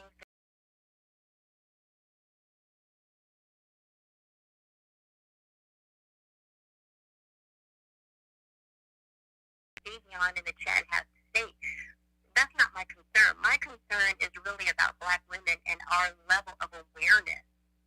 And because if we keep expecting this group of men to do anything except for fail, we will continue to be disappointed. And that's just the bottom line. No one should be surprised about what Mr. Simone Biles said. So I don't know. You know, when I saw them, I never thought anything bad about the relationship. I said, oh, she's young. She got married. I didn't know anything about him. And I didn't, you know, no one thought this would come out of his mouth. I mean, they looked happy and stuff. No, I did. When I first saw him, I said, oh boy. You know, I looked at him, and I'm sorry, you can call it judging if you want. But I consider the source, I consider the trend, I consider the history, and I said, that guy right there, he is going to devalue Simone Biles. He is going to decrease her. And sure enough, he gets on a national platform in front of the world, and what does he do? He decreases her. He devalues her. He's not adding any value to Simone Biles. At this point, he's a liability. Because up until that interview, I mean, she'd been criticized for other things that were sports related, but people hold her in a high regard. And now, how has that interview shifted the public perception of her? Was it negative or positive? I'm sorry. Black women have got to start understanding how these relationships devalue some of us. And of course, we can say some, not all. That's fine. But when you talk about the collective, it just is what it is. I don't know why Whitney Houston just popped in my mind. Like, I just had a flash of her. I was just thinking of, some people were saying, look at this, Kiki and her man, Simone and her man. I'm thinking Whitney and her man. Damn, mostly every Black woman we can think of that's famous, like the men they choosing that's Black, it's been terrible over and over and over again. So in the spirit of accountability, I'm gonna say that Whitney, I loved her as much as anybody else, but Whitney had her own set of issues, and I know that we have painted Bobby Brown to be, you know, who Bobby Brown is. But Whitney came with her own level of dysfunction as well. And so, you know, bless her heart and bless his heart, they were just troubled together. They both had issues, you know. But I will say that, you know, their dysfunction, it was what it was, you know. Do I think that she would have still had the same end had she not been with Bobby Brown? I don't know. Possibly. You know, possibly. You know, a lot of Black men, they feel like, well, damn, at least he married a Black woman. Why y'all complaining? So what if he humiliated her? So what? Oh, shoot. Thank you, Joseph. Thank you. Thank you. Joseph, thank you. But you're not off the hook still for the things you said. Watch your mouth with me. But thank you. But look, let me tell you, I feel like some of them feel, I've seen Black men who have said things like, well, you should just be happy. First of all, I don't only just date Black men, first of all. So why do you think we all begging for scraps out here? I mean, some are, but they feel like, well, hey, at least he married her, so shut up. Just let him say what he got to say. At least he married. Where your husband at? You know, how are y'all talking junk? Do y'all got a ring on your finger, but Simone do? So what if she chased him down? So what if he said certain things that humiliated her? She's still smiling. She's still married. Where your husband? You know, that's how a lot of them feel. The problem with that is that there is some truth to that. Black women have been begging for scraps. We have been accepting the bare minimum. We have allowed the bar to be set low because I think we adjusted. We acclimated to the low vibration of black men. And so when we acclimated, we went down to the level that they were operating at. And the problem is we can't do that anymore. That can't be a thing anymore. So when we say, you know, we should be happy that he married a black woman, yeah, that if that's our standard and the standard of the talking points for, you know, black men, that should tell you something. The bigger picture is that there needs to be a certain level of course correction, and black women need to distance themselves from it. We look crazy to the rest of the world because of some of the things that we tolerate from these men in our community. We look crazy. We've protected them. We've protected their identity. We've protected their crimes. We've protected their, you know, excuses. Now we chime in with the excuses. Oh, he's just beat down by society. No, he's underperforming. He's had the opportunities. He's underperforming. So we can't continue to give excuses to that, because the same households that black men are coming out of, so are black women. But the outcomes are not the same. And why is that? You know, why is that? We're coming from some of the same circumstances, from some of the same disadvantaged communities, but the outcomes are not the same. Black women are costing this country $50 billion in unemployment. It's not us. If it weren't for black women, there would be no community. So, you know, when we talk about, she increased his value. Simone Biles increased his value, not the other way around. And when she said, you know, one day they're going to call her, I really can't remember this boy's name. Jonathan Owens, I think is his name. Okay, thank you. Jonathan Owens. We're going to call him J.O. Joe. When, you know, when she said, when she said, one day they're going to be calling me his, well, I was like, girl, what? She's already done too much. She's going to go down in history for her accomplishments. Not, I mean, is there a safety award? I don't know. I don't care. You know, it's like, the reality is his accomplishments are never going to surpass hers. And that's actually okay. I'm not mad at that. But this idea that, you know, he kind of gets off on, well, she pursued me and my guy. Yeah, it was like he felt offended or something. Like, I gotta check y'all. Okay, she was after me. Right. He's like, hey, I didn't pull her, she pulled me. Okay, yes, queen, we understand. You got pulled. Good for you. You know, but I think we do need to give Simone a little grace here. Simone is what, 26 years old, right? Yeah, I mean, the think human so. brain doesn't really even start or complete development until closer to like 28-ish. Okay, we've all made mistakes. We've all been in a position where maybe we prioritize or pedestalize someone that shouldn't have been. However, my hope is that she wakes up. My hope is that she doesn't have a kid with this guy, because then it's really going to go left. Because we know that they generally show their true colors after the baby comes. If we think he's a jealous queen now, he's going to be even worse when there's a baby in the picture, because now he's really not going to be the center of attention. I was just about to ask you that. Like, what do you think that he's gonna get her pregnant soon? Like, I hope not. You know, I hope for the sake of her career that she defers having a child right now. And especially, I hope she defers it with him, because this guy is not it. It's giving very much have a baby, relationship go left, now Simone is left holding the baby. I'm sorry. And I wish that were not the case. It's not that I don't wish that Simone was in a healthy, loving relationship. I wish that, but a wish and the reality is not the same thing. So you know, we see what kind of women he was dating before. Basic Becky's, you know, and in his mind, he probably that was his come up.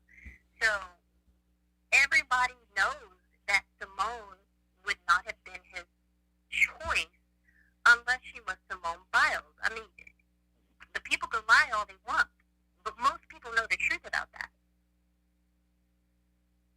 So, you know, I just... The only reason I say I sort of agree with that is because he said that he was going to swipe on that app, but she messaged him. And to me, that's how he kind of said it. I mean, if I contact you and you thought you were going to swipe, that just means I didn't catch your eye. I mean, you wasn't really feeling me like that. Like you would have just kept on going. So here's what he said. He said that she swiped. That oh no, when she was trying to say, oh no, we matched. Basically, she was trying to say, no, you liked me, and then I liked you. He was like, no, I didn't like you. You liked me. He's like, he said that and blah blah blah, and then she cut him off. Yeah, hold on real quick, because I've been on the thing before. Just because you match with someone, the system can match you with somebody because what he put down matches with me. That doesn't mean he actually matched himself. Like, yeah, boom, like, okay, I want you. No, it means the system matched us together. And when you match, he has the option to write you or you can write him. She wrote him. He didn't write her. She wrote him. Exactly. And in her mind, she was going after something she wanted. But no, pumpkin, that's not a good look. I mean, there's a way to let a man know that you're interested in him without pursuing him first, okay? And that's, for me, where I think we're failing our daughters. We're failing our daughters in their social education, in their education about men, because we're selling them this idea and this dream. And black women in particular are doing our black daughters a disservice by not telling them the truth about what it is. Of course, as a black woman, the natural inclination when we come into this world is to bond with people that look like us and men that look like us. Most people date and mate in their social circle. And so as a black woman, you're generally speaking around other black men. But we're not telling our daughters the truth about what's going on. If we were, I think we would not see what we see today.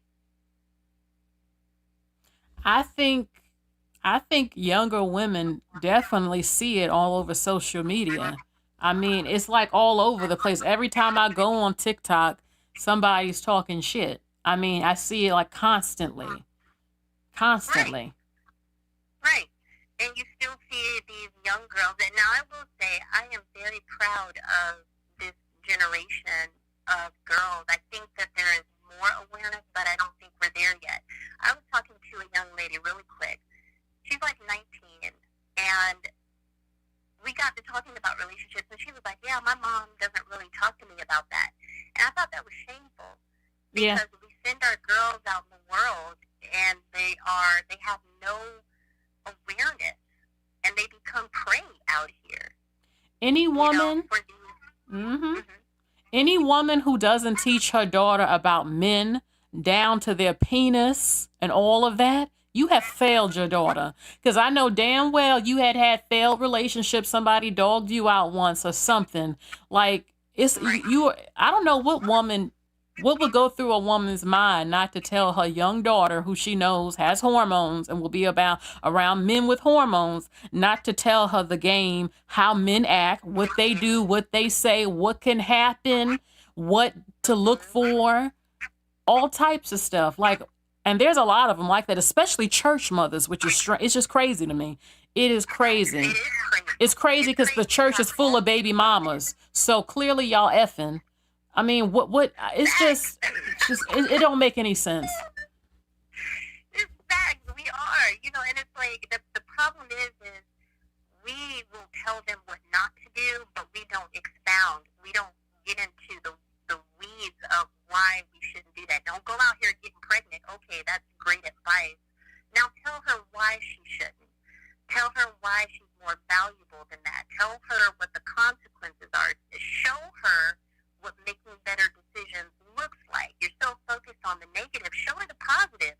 Take your daughter on trips. Show her what life looks like when you make decisions where you put yourself first, so that somebody's dusty son can't come impress her with a trip to Atlanta. You feel me? Like, we have to give our daughters, we can't tell them, you have to show them. Show them what that life looks like. And of course, it starts with our own life. If my daughter isn't seeing me in healthy relationships, then I can tell her all day, but then I look like a hypocrite. So, and Simone Biles, I think she grew up in foster care. So she was already at a disadvantage. She still managed to become one of the greatest athletes of our generation, but her social education was probably lacking in some areas because her foundation was different. Yeah, but even sheltered black girls and black girls from the suburbs still don't get taught what they need to be taught, some of them. Absolutely right. I grew up in the suburbs, and my mom didn't teach me a lot of the things that I needed to know, even though she was going through it. I grew up in a household that, by all appearances, looked to be an ideal black family. My father was a military chief in the military. My mom worked for the court.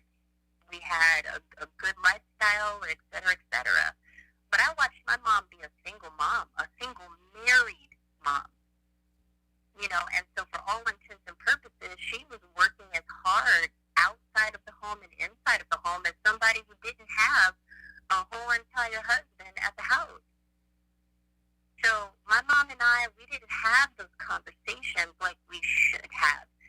And because of the rigid parenting style of my dad, we also didn't have those conversations. So you can have a black father in the home, but if he's not engaged, then you're still losing. The bar is so low. We're just happy that the black man is in the home. What is he doing in the home? What kind of impact is he making on his children? Yeah. So these are it's better to have no black man in the home than to have one that's counterproductive or ineffective, because then he's just taking up air in a chair. Like, for what? Yeah, just his physical presence is not enough. It's not enough. It's not enough. And unfortunately, I think that's what Simone is going to find, unfortunately, that his presence, after a while, the cracks are going to start to, his selfishness, you can only pretend for so long. Right now, he's in the adoration stage. Simone adores him. And so, yeah, he feels like he's not being adored, he's going to go try to find it somewhere else because he needs to be fed that. That's just how it works. And unfortunately, she's either going to stay for the sake of appearances because now she done told everybody off and told everybody to kick rocks and told everybody that there's some haters like Cardi B did, only to find out that this dude is everything we said he was. And I hate that for her. Well, we shall see. I can say, though, whether a man seems good or not, all men have a penis and all of them can creep out, period. But we see this over and over. So I don't want to wish it on her, but no one will be shocked if it happens. No one will be. Right. No one's going to be shocked, but we're all gonna feel unhappy for her. Two things can be true at one time. I can say I hate that will happen, and also say And girl, if she's not black and it happens, you know they gonna go crazy on the internet with it. And So. you know what? We, again, black women have an opportunity to create communities. When we support each other, we do the amazing things. We do, and you can see it every day. I was telling the young girl I was talking to, I said, you make sure you cultivate those good relationships with your girlfriends. Those are the relationships that are going to carry you, not the ones with men. So I'm going to get off the phone because I'm sure somebody else wants to call in. So Okay. I'm sorry. I That's love talking okay. to you, Cerebral. I love your show so much. Thank you. Yeah, and to the inappropriateness in the chat, you know, get some couth, man. Like, for real. Like, Yes. Thank you so much. thank you. Have a good night. Bye. Bye-bye. Okay, let's see. I'm trying to see. Someone was calling. Oh, okay. Okay, hold on. Hello? Hello? Hi, make sure I'm not on speaker and talk in the phone so I can hear you. You can't hear me that well? Yeah, now I can hear you. Oh, okay. I wanted to ask, what was disrespectful that he said about his wife? You don't know what he said? I'm just curious, just so I know. No. I was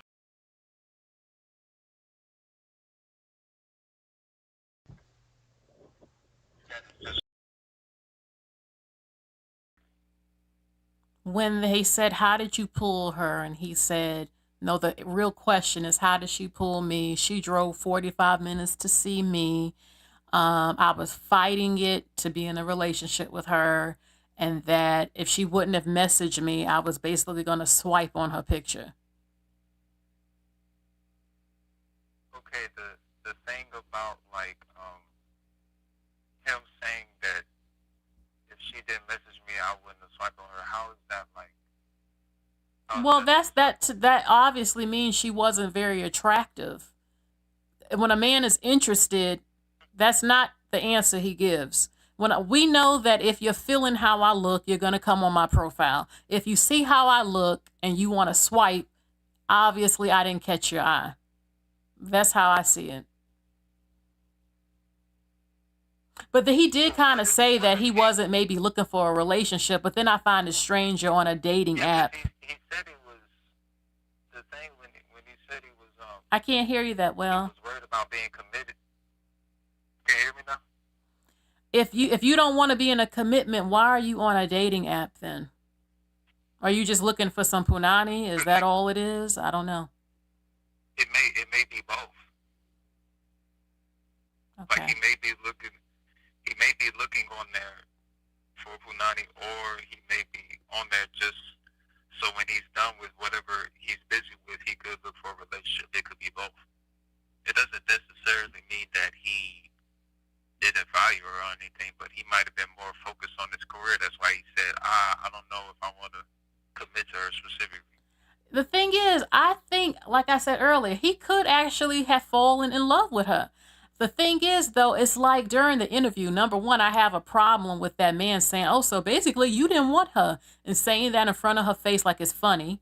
Then for him to be laughing it off, it's like he had a problem pouring and praising her. It's like he had to make it about him. Like, well, I'm the catch here.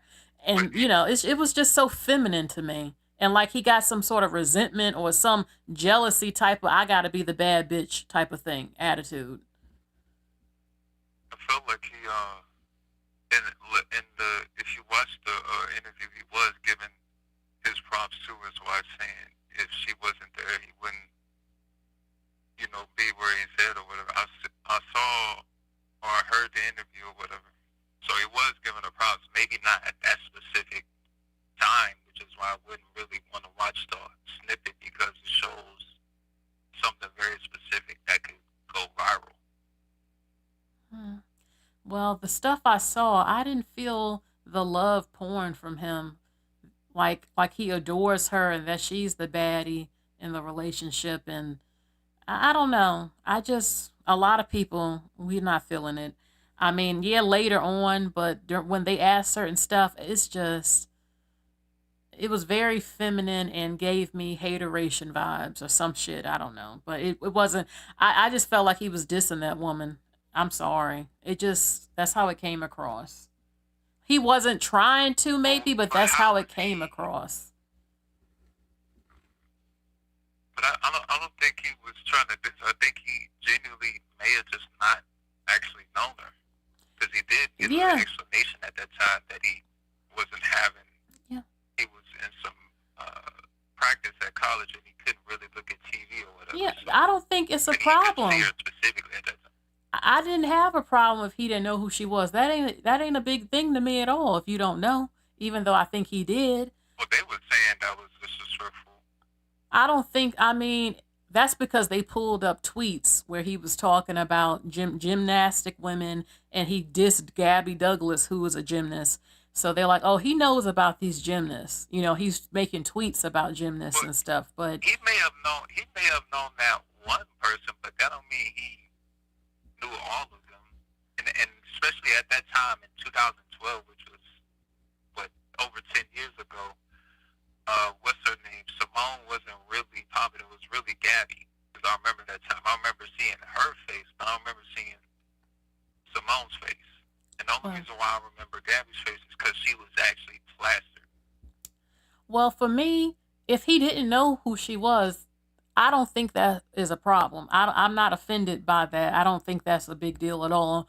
What I found offensive, number one, the laughing the men was they were laughing and implying that, oh, you didn't really want your woman.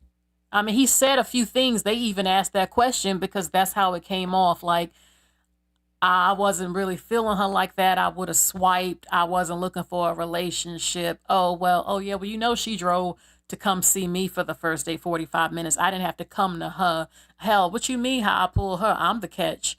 I mean, please, baby, please. Please.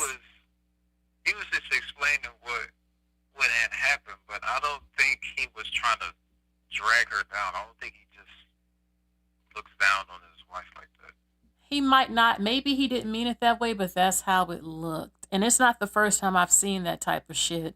And I can just tell you, I'm not dealing with it. You are not going to embarrass me like that.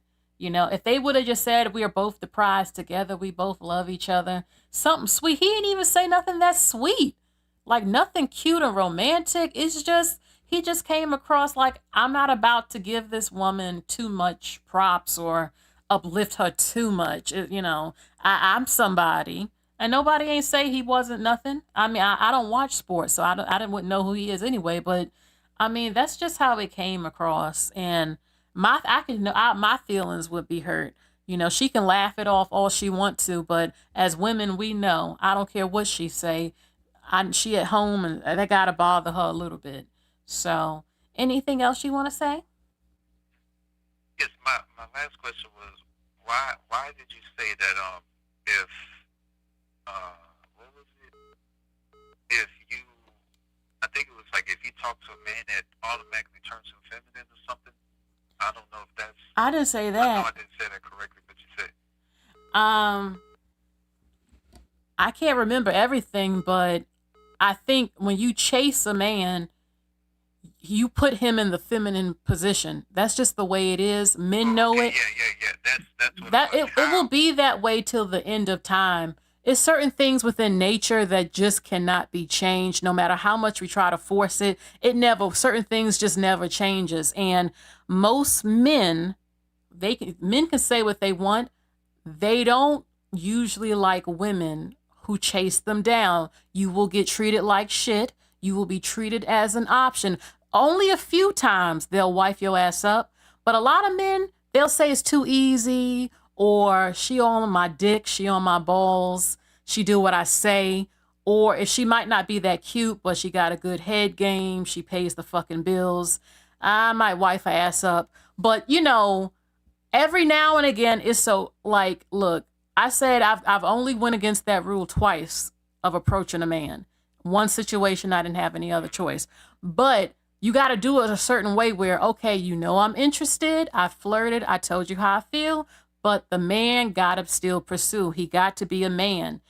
Ask you out on a date. How do you know he didn't pursue her, though? I think maybe afterwards. The only thing we know is that they matched, and then she said hi. You know, now that's happened to me before. And after the girl would say hi, or some guys I would know would usually go chasing after the girl.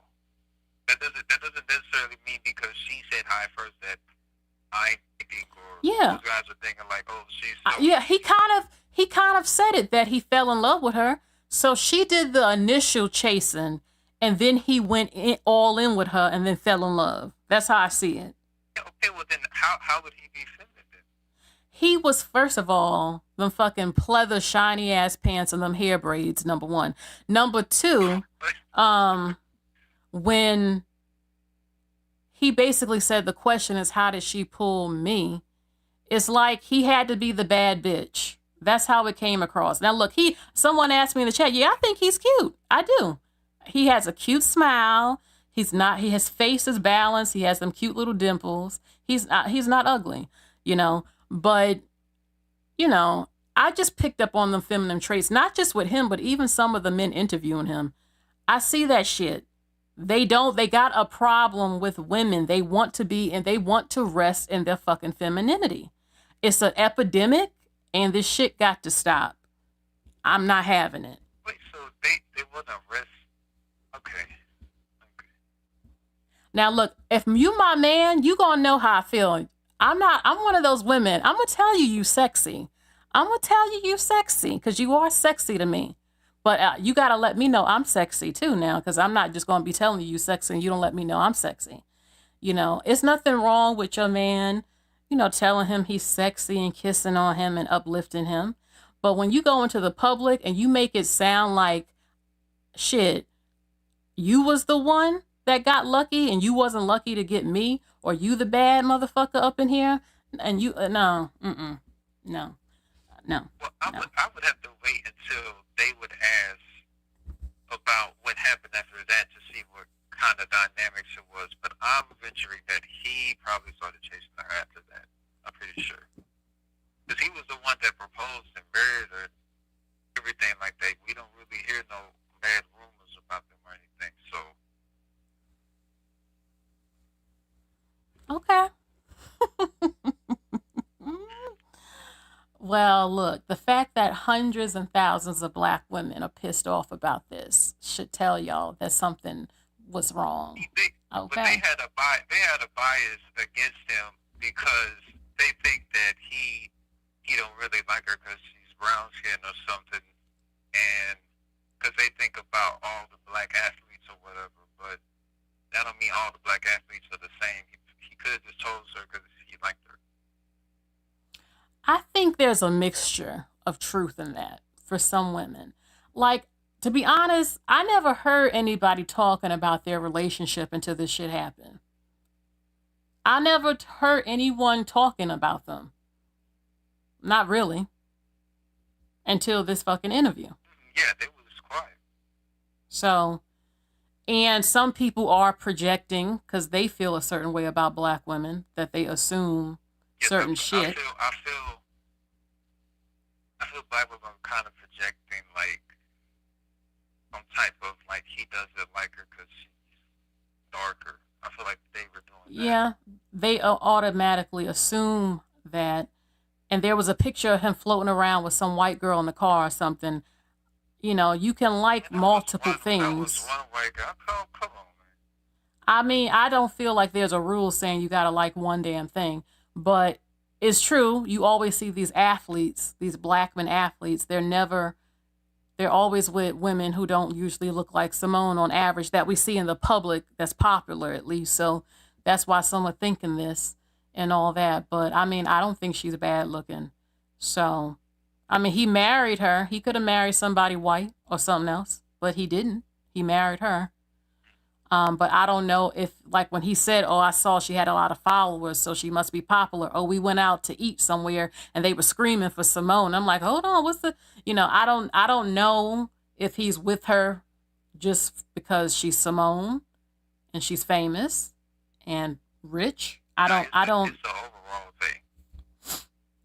Like he's attracted to her. He sees that she's smart and accomplished, and she probably has some qualities that he likes, so that's why he likes her. But I don't think it's purely because she's Simone. I don't know. I don't know. I don't know his mind fully, but from the glimpse of what I did see in that interview, I saw some shit I don't like, and I saw some feminine shit I don't like. But at the end of the day, she said, I mean, that's her man, and she ain't bothered by it. But I don't know. I wish her well. That's the most I can say with that. So, like I said, if it was me, I'm like, look, baby, we going on an interview. If they ask about this shit, don't you say shit that's going to embarrass me in front of the public. And you should know some shit that would be embarrassing to a woman. But okay, but that's how I'm gonna say this last thing. That's just how they interpret it. They took it the wrong way. I don't think so. I'm sorry. Okay, cerebral. I didn't say he was a devil. I didn't tell her to divorce him. You got a lot of black women telling her to divorce him. I didn't say. A lot of black women saying to divorce him. Well, I'm not saying she should divorce him. One little thing. I'm not telling her to divorce him, but I know if it was me, my feelings would be hurt where I'm not sleeping in the bed with you for a minute. I can't be next to you. I'm humiliated. Like, you got to fix this. Your ass better make a public statement on Instagram or something to fix this shit. That's how I feel. So, So, Thank you for calling. All right, I'm rooting for you. Yeah, thank you. All right. Bye. Bye-bye.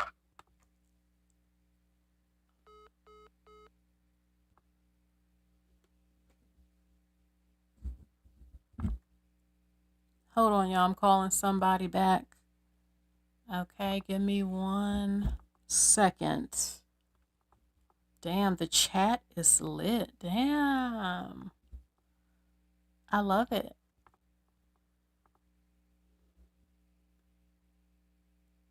Yeah, she said call her no.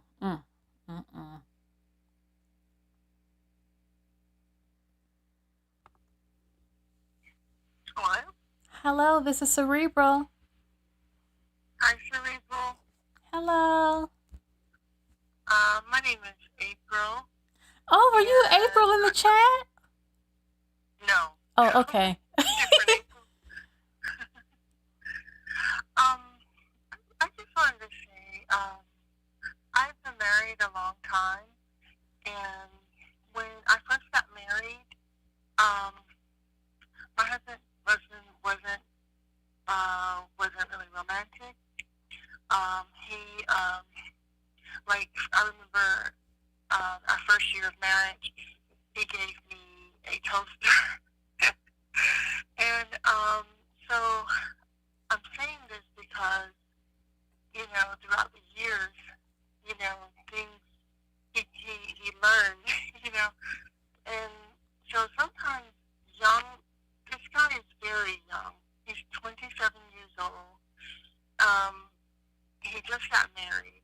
He likely doesn't have a lot of media training, and so we put these gentlemen in these situations, and then we ridicule them and criticize them to death.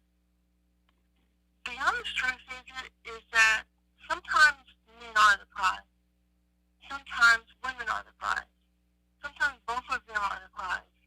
There's not like just one person, who is the prize all the time, and that's his perception. And he's a very young guy, and so I just think instead of degrading them and making them feel like they're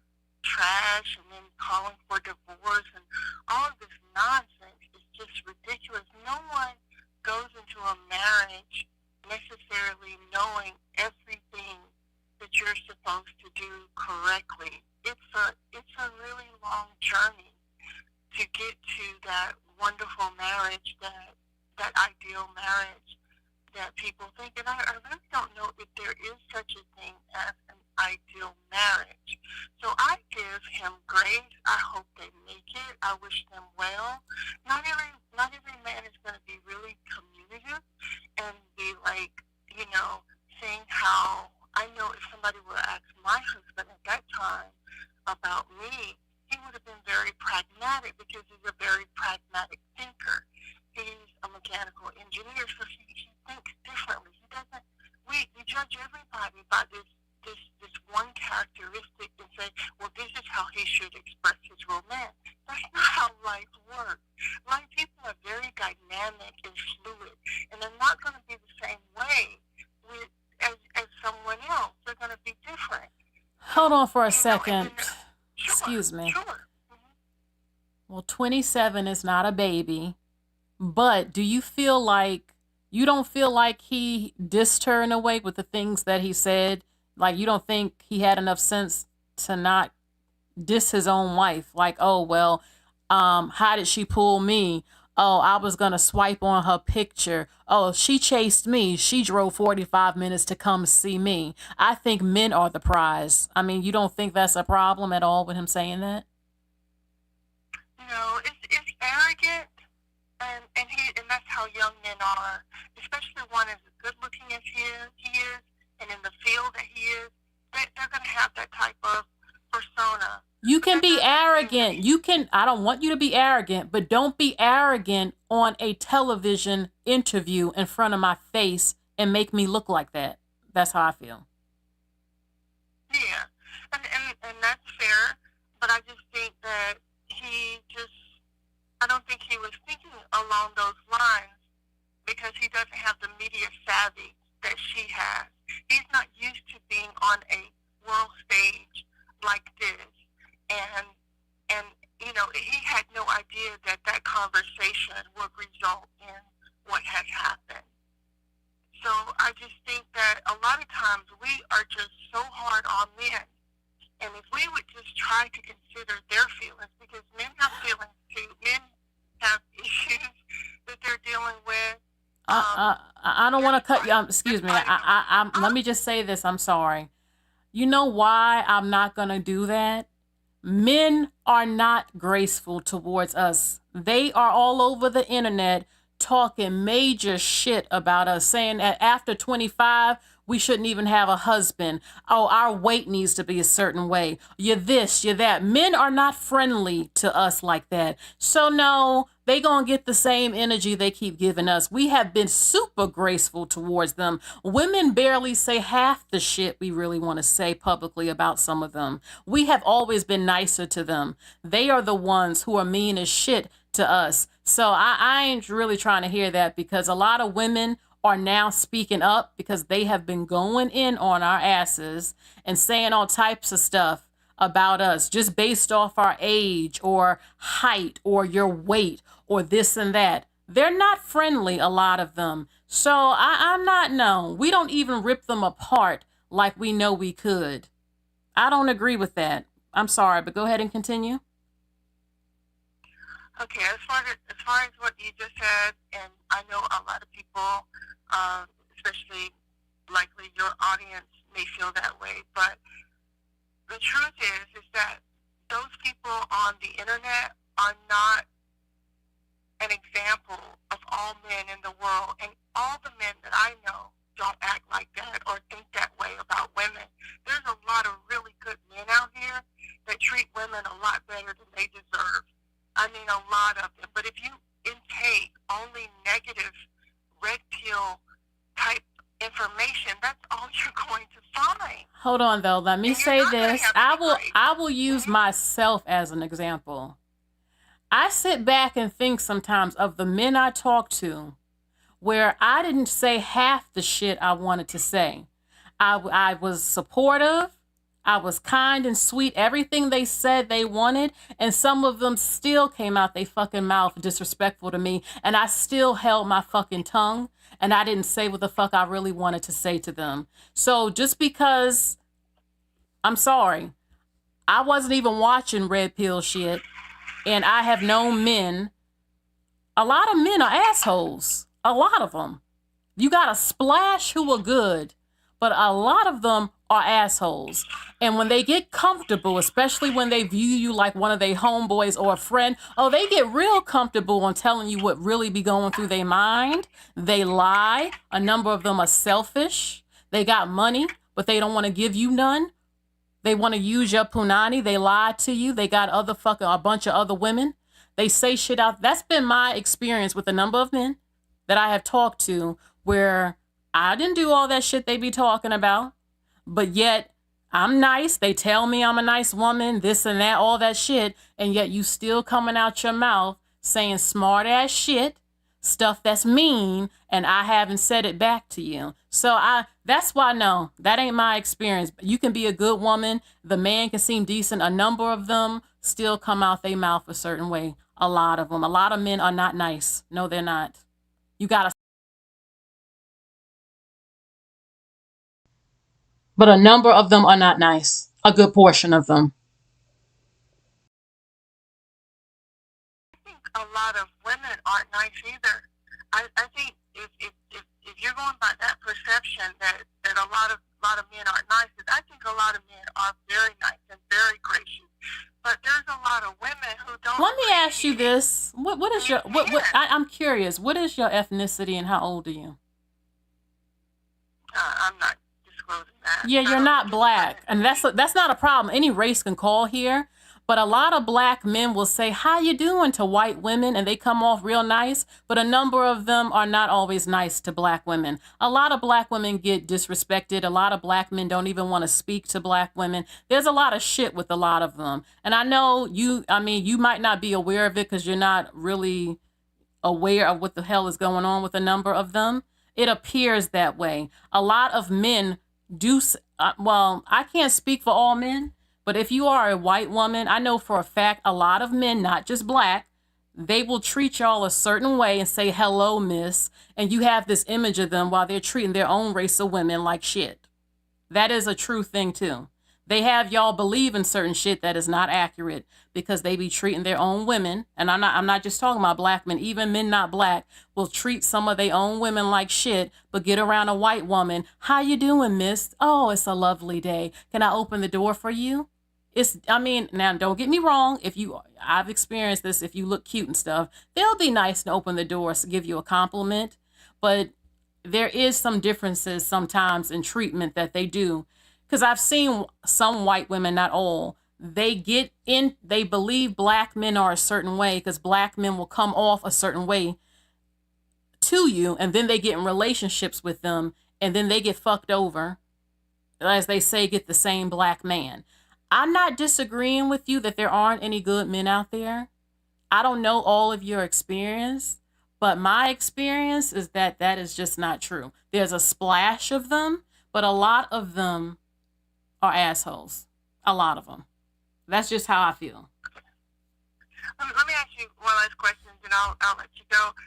Do you feel that the majority of black men, there are more good black men than there are bad, or more bad black men than there are good? There are more bad black men than are good, and the ones who are good are usually either taken already, or they're gay, or they're not attractive, or something is wrong with them in the bedroom. You get a mixture of that, though, with any man. But I've always said, that's why I never say all black men, because I know there's a splash of them that are okay, but they're outnumbered by the bad ones, unfortunately. Also, it's true what you said, though. Some women are not good women. But I noticed that a woman could be a total bitch to other women, but when they're around a man that they like, they act completely different.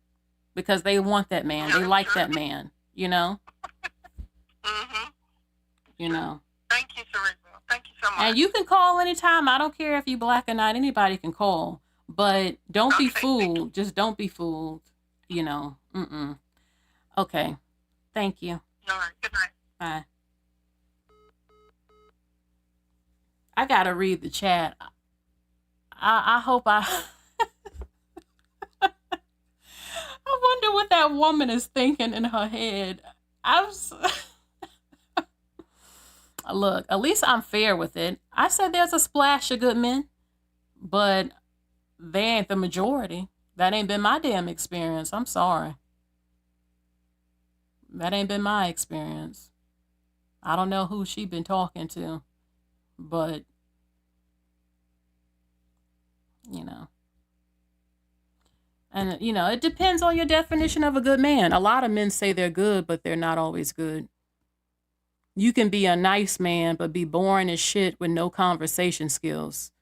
You can be a nice man, but you don't like to go anywhere, and I like to go out, and I'm bored to death. You can be a nice man, but your job sucks, and you can't raise a family with me. You can be a nice man, but your penis is just terrible, and I cannot do it. You can be a nice man, but your hygiene is fucked up. You get what I'm saying? It's a lot of stuff that makes people incompatible. Being nice is you just can't be nice. You got to be compatible with other stuff too.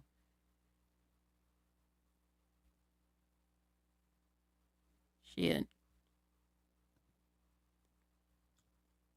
Men don't give us grace like that. I'm sorry. A lot of men, I'm telling you, you can be the nicest woman in the world.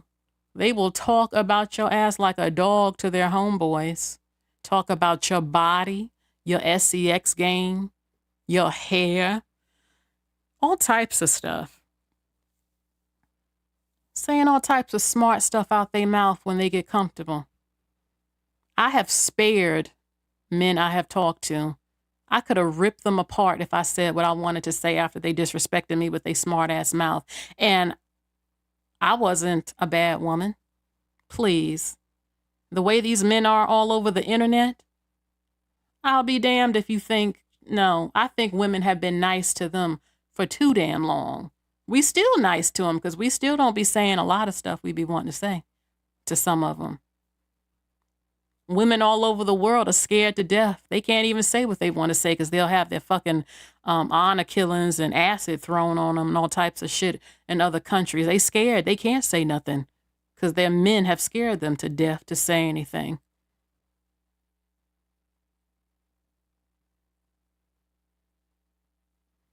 Yeah.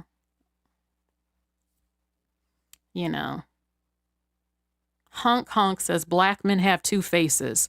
One for black women and another for white women. I've seen it. I've seen that shit at the supermarket. Like they'll look at a black woman in the face and it's like you see that urge where they might want to say something, but I don't know what they just don't. And then a old white woman come, how you doing, man? You having a good old day? Let me get that for you. I've seen it.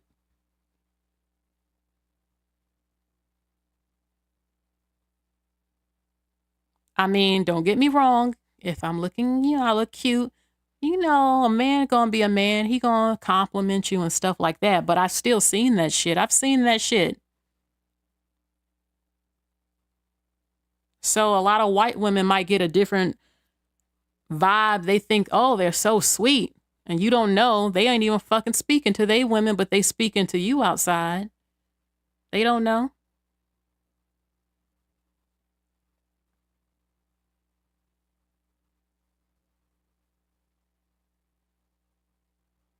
Hold on.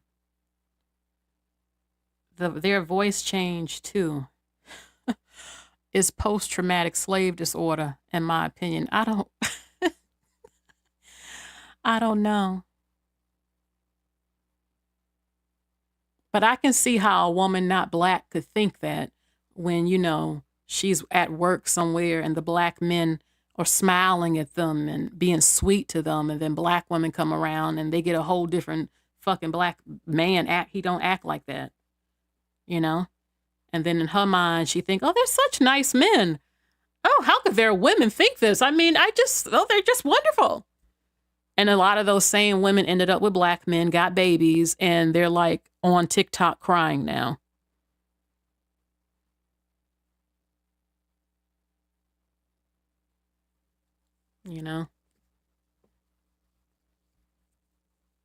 Shit. I see those type of women. I see women on TikTok, not black, all the time speaking about shit they don't know nothing about, for real. They want to be a savior to the black man. Some of them. Go ahead, shit.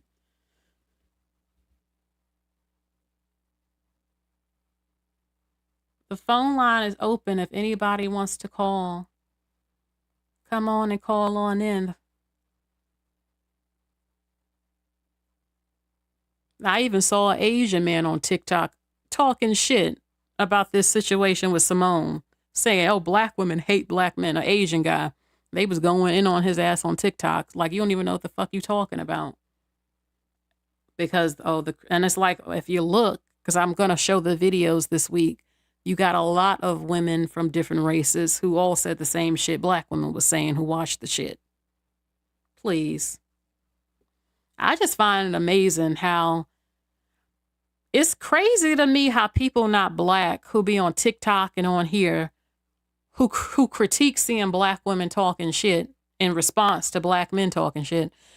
Like, where have y'all been for over 17 years? You're not going to sit up here and tell me you ain't seen video after video of black men saying horrendous things about black women or saying colorist comments who are rappers and athletes all over the internet. You're not going to sit up here and pretend you ain't see that shit.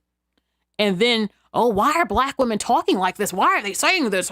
Like, you know damn well that ain't come out the blue. You're not going to sit up here and pretend you ain't seen what we all have been seeing for this all over a decade. Like, stop fucking with me.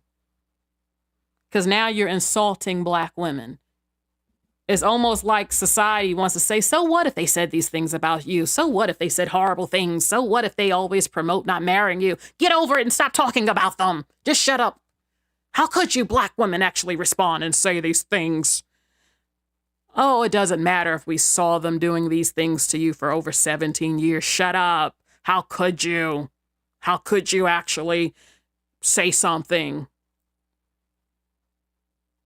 Because they're fine with seeing people disrespect you. Some of them. It don't matter because he's a man. And you need to prove your worthiness as a woman so somebody can marry you. So put up with the shit.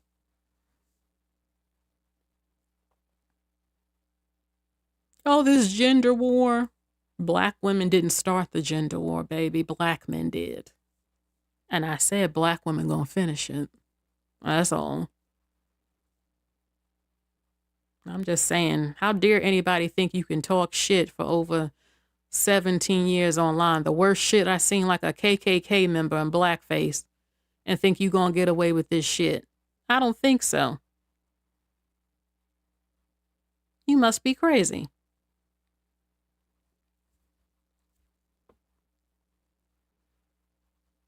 Then again, if black women went on I did say maybe black women need to go on a no talking strike.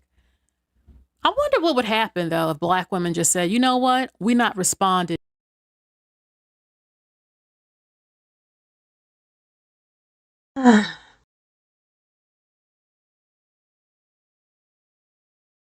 Damn. I just feel like what would happen if black women went on a strike and said, we're not talking no more. We're not responding to mostly anything. Like, especially negative stuff. Like if a black man or even a black woman makes a negative video, nobody responds to it. Nobody leaves a comment. Nobody reposts it. Nobody makes a video about it. I wonder what would happen if black women didn't give their energy to it no more at all. Ignore them like a plague.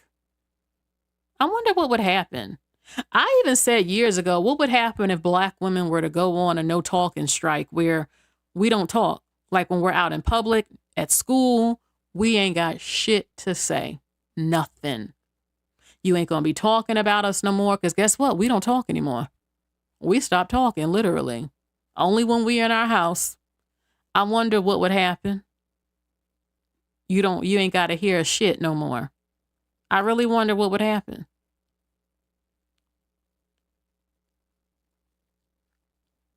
I think that when black men make videos dissing black women, and every time I see them, these men look just horrible in the face. But it's like, just don't even respond. Don't repost it. Don't make a video about it. The next black athlete with a woman not black, I mean, I don't care. But if y'all care, just be quiet. Don't even respond to it or make think pieces. I mean, I just think it's weird anyway for them to be doing this for decades and y'all still making videos. Black woman pulls her energy away from these people. I really wonder. I don't see it happening, but I wonder what would happen. You know? Let's see. I'm looking in the chat.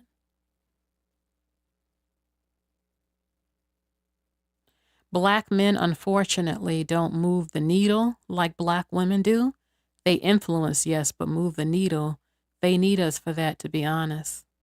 Yeah, black men are only popular because of black women. I don't even think they know that. They don't want to admit that the only reason you popping now is because black women was your greatest promoter. Really, because you didn't see no women not black trying to bring no black man home. That was just a few years ago. That shit wasn't some popular shit to do at all. They damn sure didn't want no dark-skinned man. Who made dark-skinned men popular? Black women. Because nobody else was worshiping that skin tone. They fucking hate real dark skin in some countries. But who made that the standard? The black woman. And what'd he do? Give you his ass to kiss. Girl, please, to it.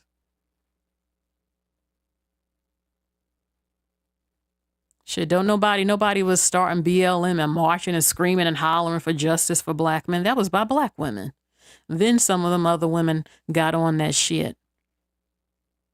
And that ain't enough. Shit ain't never enough that y'all do. Can't shit ever be enough for them. They always whining and complaining about black women. The same women who give up their lives and dedicate their lives for the so-called struggle and black fucking freedom and all that other stuff. Child, please. It's time for the black woman to pour that energy to herself. Let him be a man. That's what men do. Let him fucking be a man and stop always jumping up, getting in his shit. Stay out his fucking business and way as far as becoming this leader and shit. Let him do that on his own. That's what he's supposed to do and learn how to do it. Every time some shit go down, I always got to see a bunch of black women jump up in the comments. Like, why can't you ever just shut up and let him be a man and face other men by himself like other men in other countries do? I'm sick of seeing that shit. I ain't his fucking, child, please. I'm a woman. That don't mean that, you know, I wouldn't support my man and shit like that, but it's like for decades on decades, you always there marching and fighting with him. He ain't never fought other men alone. But every time I see them men from other countries and foreign countries trying to fight for freedom or fight other men, you don't never see hardly any women at large in that fucking crowd. But black women, every time, y'all got to be there. It's like, damn, can you let him be a man? And they so used to it, they expect you to always be right there. I mean, damn. Let his ass get up. Let them get up together and go form some shit and go march and scream and fight and all that other shit in battle. Shit. Why y'all always gotta be up in there all the time? Let him show his masculinity for real. And his fucking alphaness and being Braveheart and 300 and, you know, all that shit. A king is supposed to protect the fort. Shit. Sick and tired of seeing that crap all the time. Every time black men have a conversation about what black men are not doing, the few that do, I see a bunch of black women. Yeah, king. Yeah, we. It's like, shut up. He ain't talking about we. He talking to black men. Why you got to keep jumping up in this shit constantly? The conversations about what black men are and are not doing. They ain't talking about you. But yet you got to involve yourself and take on his plight and you know, oh yeah, I did this and that. Like, nobody ain't talking about you. The black man, some of them trying to talk to the black man, but yet you got to come up in there and be involved.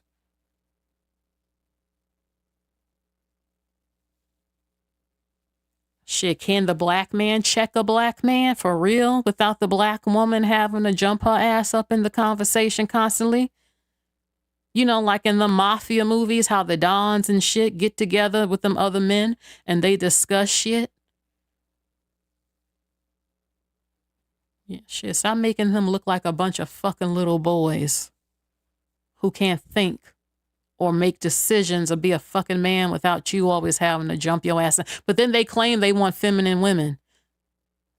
They don't, some of them, they don't really want us to rest in our femininity, because if that was the case, they would be saying, can y'all please step aside? Can we go out and march and protest and go against this white man we keep talking about? I don't need you there. We're men. But they don't say that shit to y'all.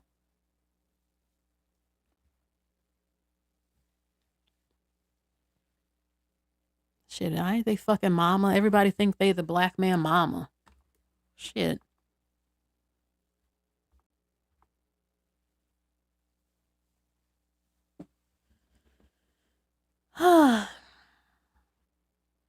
True Community says, yeah, when the black men check them, it's like exactly what they be needing. It's refreshing because it rarely happens. You know, there was a video where the black man said, he was like, are we the weakest link? He said, we ain't got shit. We ain't got no banks. We ain't got, I mean, you got a splash, you do, but it's not nothing really. But he was saying shit. He said we're ashamed to admit it. You know, it's the men, you know, we got to do this. We got to do that. And all I saw was a bunch of black women. Yeah, King, say it. I was like, well, shit, when black women, when we said it, y'all cuss us out on social media. You get cussed the hell out when you say the same thing when you're a woman. They don't want to listen. But when a man finally gets some sense and say it, yeah, King, yeah, oh, yeah, we, yeah, we did. And like, he ain't talking about we. He ain't even talking to you. He's talking to black men. It's like y'all refuse to let the black man take the L. Like, on certain shit. You got to include yourself in the pain and in the sorrow and in you did this. Now, I'm not saying some women didn't fail their sons. I'm not saying that's not true sometimes. But shit, let him come into his masculinity and his manhood and shut up sometimes and let them figure it out and talk. I mean, damn. I'm attracted to strong men. I like masculine, strong-ass men. I ain't never been turned on when I hear them go on about the white man. That shit turn me off severely. When they start whining and shit and coming off real weak, I get severely turned off. But, you know, I like men who think of a plan like, okay, we now fucked up some shit. Oh, this shit now happened. Oh, we didn't do this right, that right. All right, and then look, we got to do this. How we going to do this? What's our plan here? How we going to get this money? What kind of school we might have to do? This is what we going to do. What we going to try? That's attractive. I never hear them really talk of solutions. Well, you know, I see them whine more than anything, and it's just so sad to see, to be honest. Or always talking about a fucking lash. I don't get the obsession about a lash. Do you know that a lash only lasts about in some cases 3 to 5 hours, unless you got some really strong glue? It's not that serious. It's a fucking lash. Damn. I can see if it looked like a spider webs or something, but like, please, it's not that serious. That shit don't even last the whole day.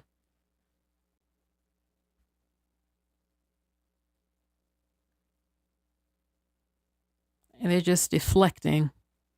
Let me focus on what she wearing and her shoes and her hair, instead of focusing on building something. Yeah, we're going to build if she just didn't get her hair done. No, baby, that ain't going to fix shit. That ain't fixing shit. Unless you're just concerned what I do with my money because you want my money for your projects or whatever. I don't know. Yeah, Hunk says there's so many videos on YouTube that talk badly about black women and they're never taken down. No, I told you that time I just typed in black woman or black women in the search engine on here. And every video that came up was something negative. It was disgusting. It's disgusting.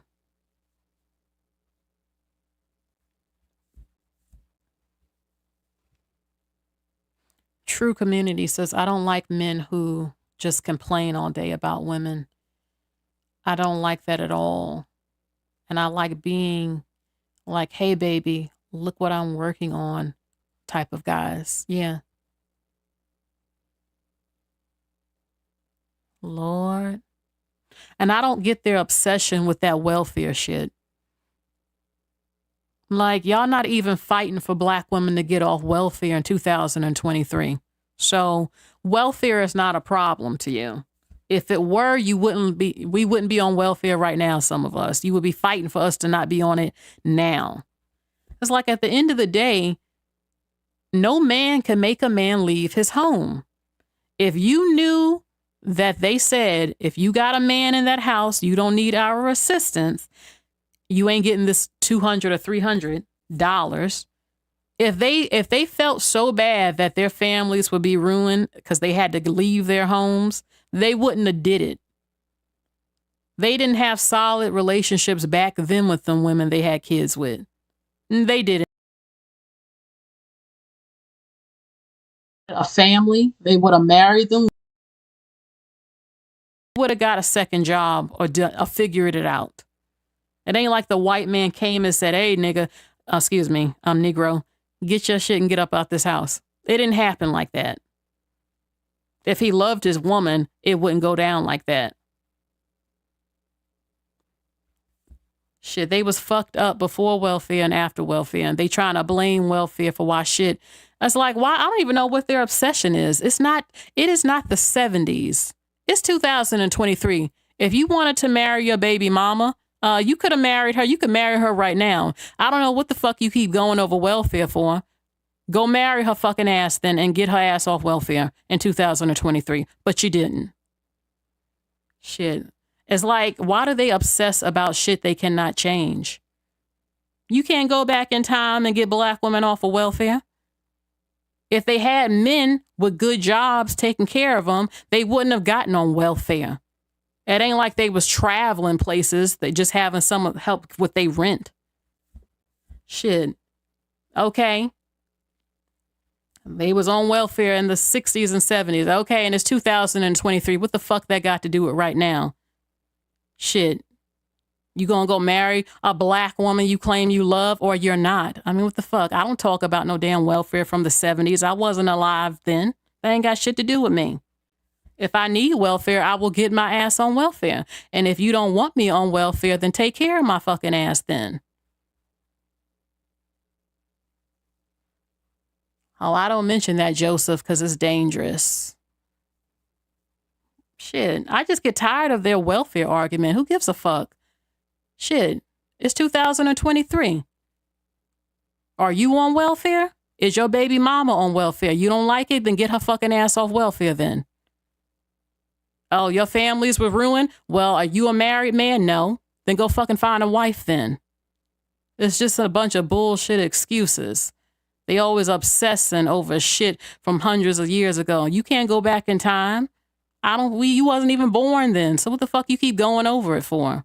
We live in 2023. It's a deflection because they don't want to talk about the solutions to fixing shit. It ain't hard at all. Shit, get your ass up, go to fucking work, get an education, start a business, fucking work, whatever. Date some woman you like her, you're in love with her. Marry her fucking ass, have your kids, and teach your kids to be better and be more educated than you, and repeat. It ain't hard. You know?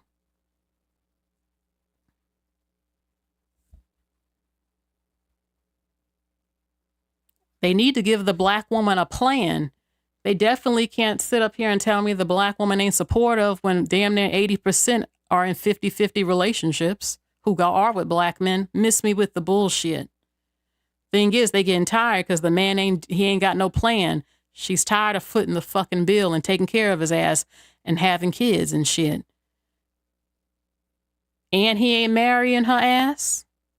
Shit, I bet you of black men that's living with their girlfriends, married them, and if he is using the money for something, but said, baby, there's a course to be a welder at the community college. Baby, could you give me this to get this certificate or get in the program and I'll pay that? And they married or whatever. I guarantee you most black women would do that shit. And then he become a welder or something and then start making money. Please. I know how loyal black women are. They fucking be dating black men for fucking 15 years and then get married. So y'all can miss me with the shit.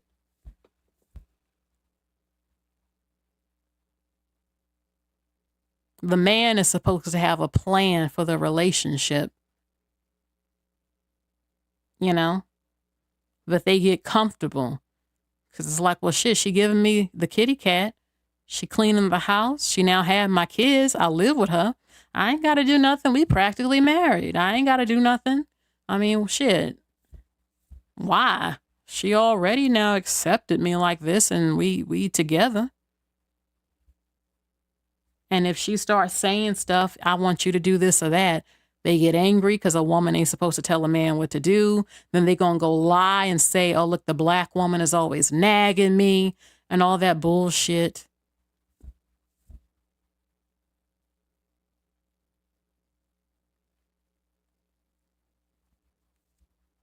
Linda Duke says, I have told a few men about tech certifications and sent the info.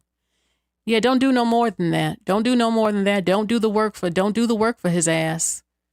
Like, that ain't nothing wrong with you telling them that, but don't write his fucking resume. You're not his secretary and you're not his wife. Shit, he gotta get his ass up. You can tell him a little bit, you know. And if you have some skills in something, if he asks for advice, there ain't nothing wrong with helping him with that. But he got to be a man.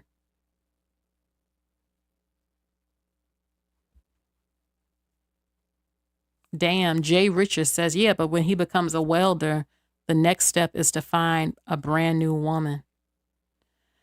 That happens too. There's never any guarantee he gonna marry you. Shit. That's why I don't know. I mean, it depends on what y'all want. It depends on what you want, what y'all want. Not everybody gonna get married.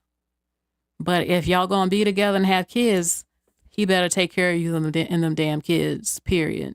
Whether y'all married or not.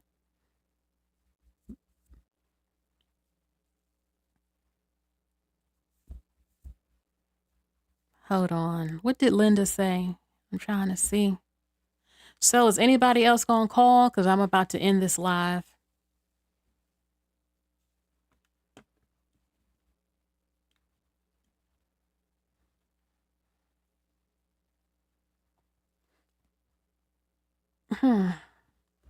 Ellie says, I romanticize everything.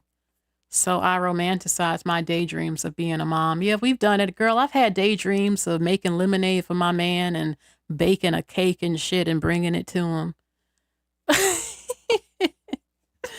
I look at this community and I feel unethical if I try to do it because it's just getting worse. Yeah. It's like someone said it before on another thing where they were like, you don't even feel any incentive to have black children. Like, what are you birthing them into? What kind of community are you birthing your children into? A fucked up one at large. You literally have to think, oh my God, if I have a child and she wants a black man, is she gonna find one? What kind of shit might she go through? Because it looked like it's getting worse and worse every damn month. It's just, Lord.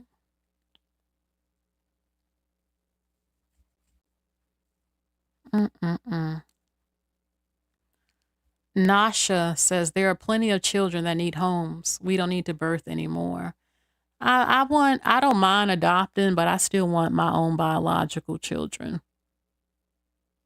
You know, I do. I still want biological kids, and I would adopt too. I also think, how many of you would want to adopt a boy? Or would you prefer to adopt a girl? I'll be looking in the chat to see. I just think if you raise a boy, we've seen it a disaster with women raising sons. I would more than likely want a girl.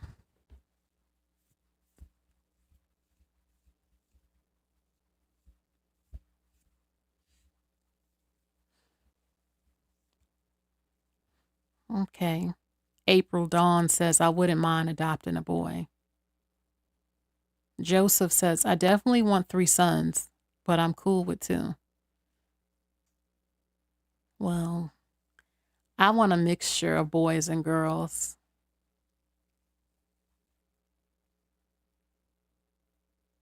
True Community says, either for me if I adopt. Okay. Women should never raise sons alone. Sons need to be raised by men and fathers. Our brains don't work the same way. They don't. At least have one male role model or more. Yep. And I said before, I know women got mad at me, but that's why some of these guys are soft as fuck too. They've been raised with their mothers. If there was no men around, they're like women in a male body. A lot of them. He don't know nothing about fighting like no man. He doesn't have, it's just, even when the testosterone comes in from puberty, they be all fucking mixed up with the shit. They be fighting feminine and masculine energy. It's just no shock to me why some of them are the way they are, some of them. Even if they got a father and the father's not even in his life, they still can turn feminine because he ain't learning shit from no man. They don't know how to they don't know nothing about tools. They don't know how to build shit. They don't know how to mow a fucking lawn good. All that shit.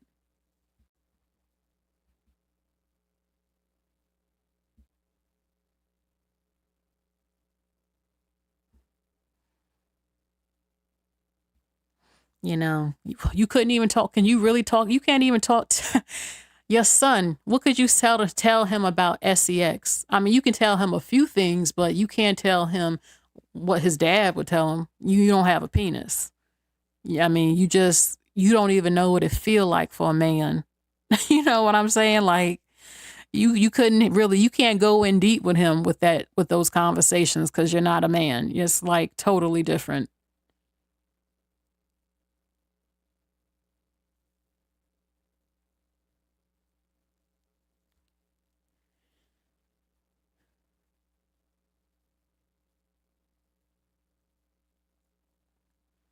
Hey, Andrea. It's just certain stuff that a man has to teach him, you know? Even how to throw a punch correctly and certain masculine things. I mean, you can teach him some stuff, but it's different when it comes from a man to them. That's why they don't like listening to their mamas when the mama go off, because they're like, this woman in my face. I'm taller than her. I have a deeper voice. I can whoop my mother's ass. You know.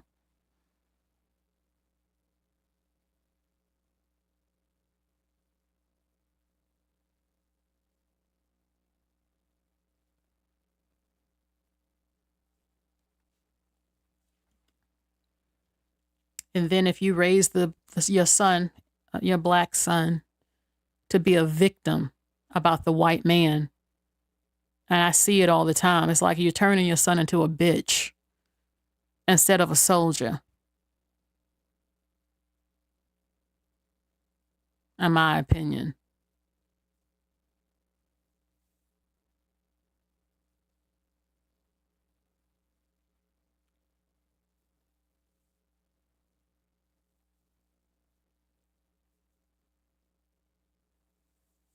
Bartertune says we need to teach our sons that their bodies are sacred, the same as we teach our daughters.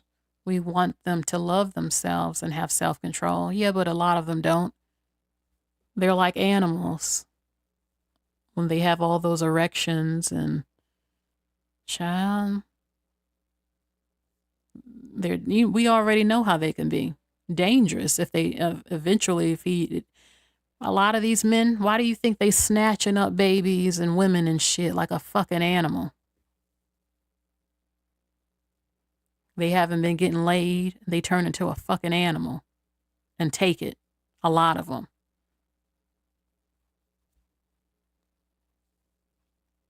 But yeah, I would tell my son, I wouldn't just say, look, don't go out there making babies. I'm going to explain to him about sex, and I'm going to tell him, you see these men on child support, how miserable they are? You go out there making babies, that's what's going to happen to you. Every paycheck you get, they going to take all your fucking money. You ain't going to even be able to live. You're going to want to die because you now went out there. I'm saying take two to tango. You the one, you carrying around the baby batter, not her.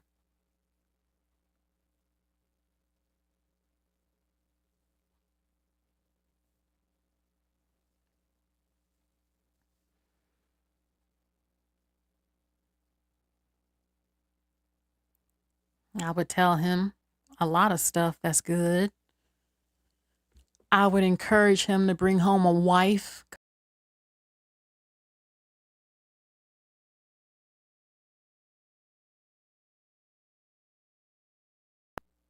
Okay. Yeah. I would teach my son about romance too. Traits to look for. Because it's true, you do have some crazy women out there, all types of stuff. You know.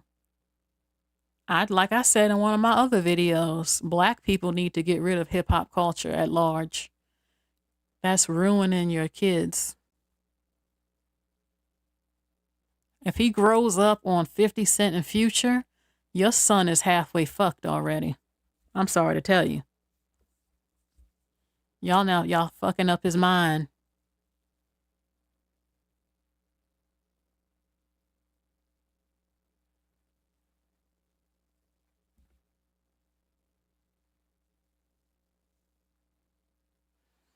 They are animals. Yeah, I mean, shit. A man will go crazy just seeing an ankle. Like, some of them will. Like, they just. A man who ain't get. Look, I support self-control and all that, but I can tell you a man who's not getting laid is a dangerous motherfucker. Even the ones who are getting laid, but especially one who is not getting laid, they are dangerous as shit.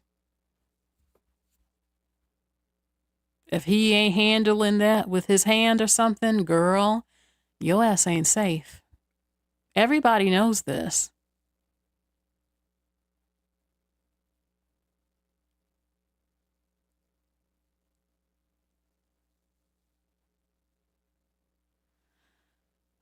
So,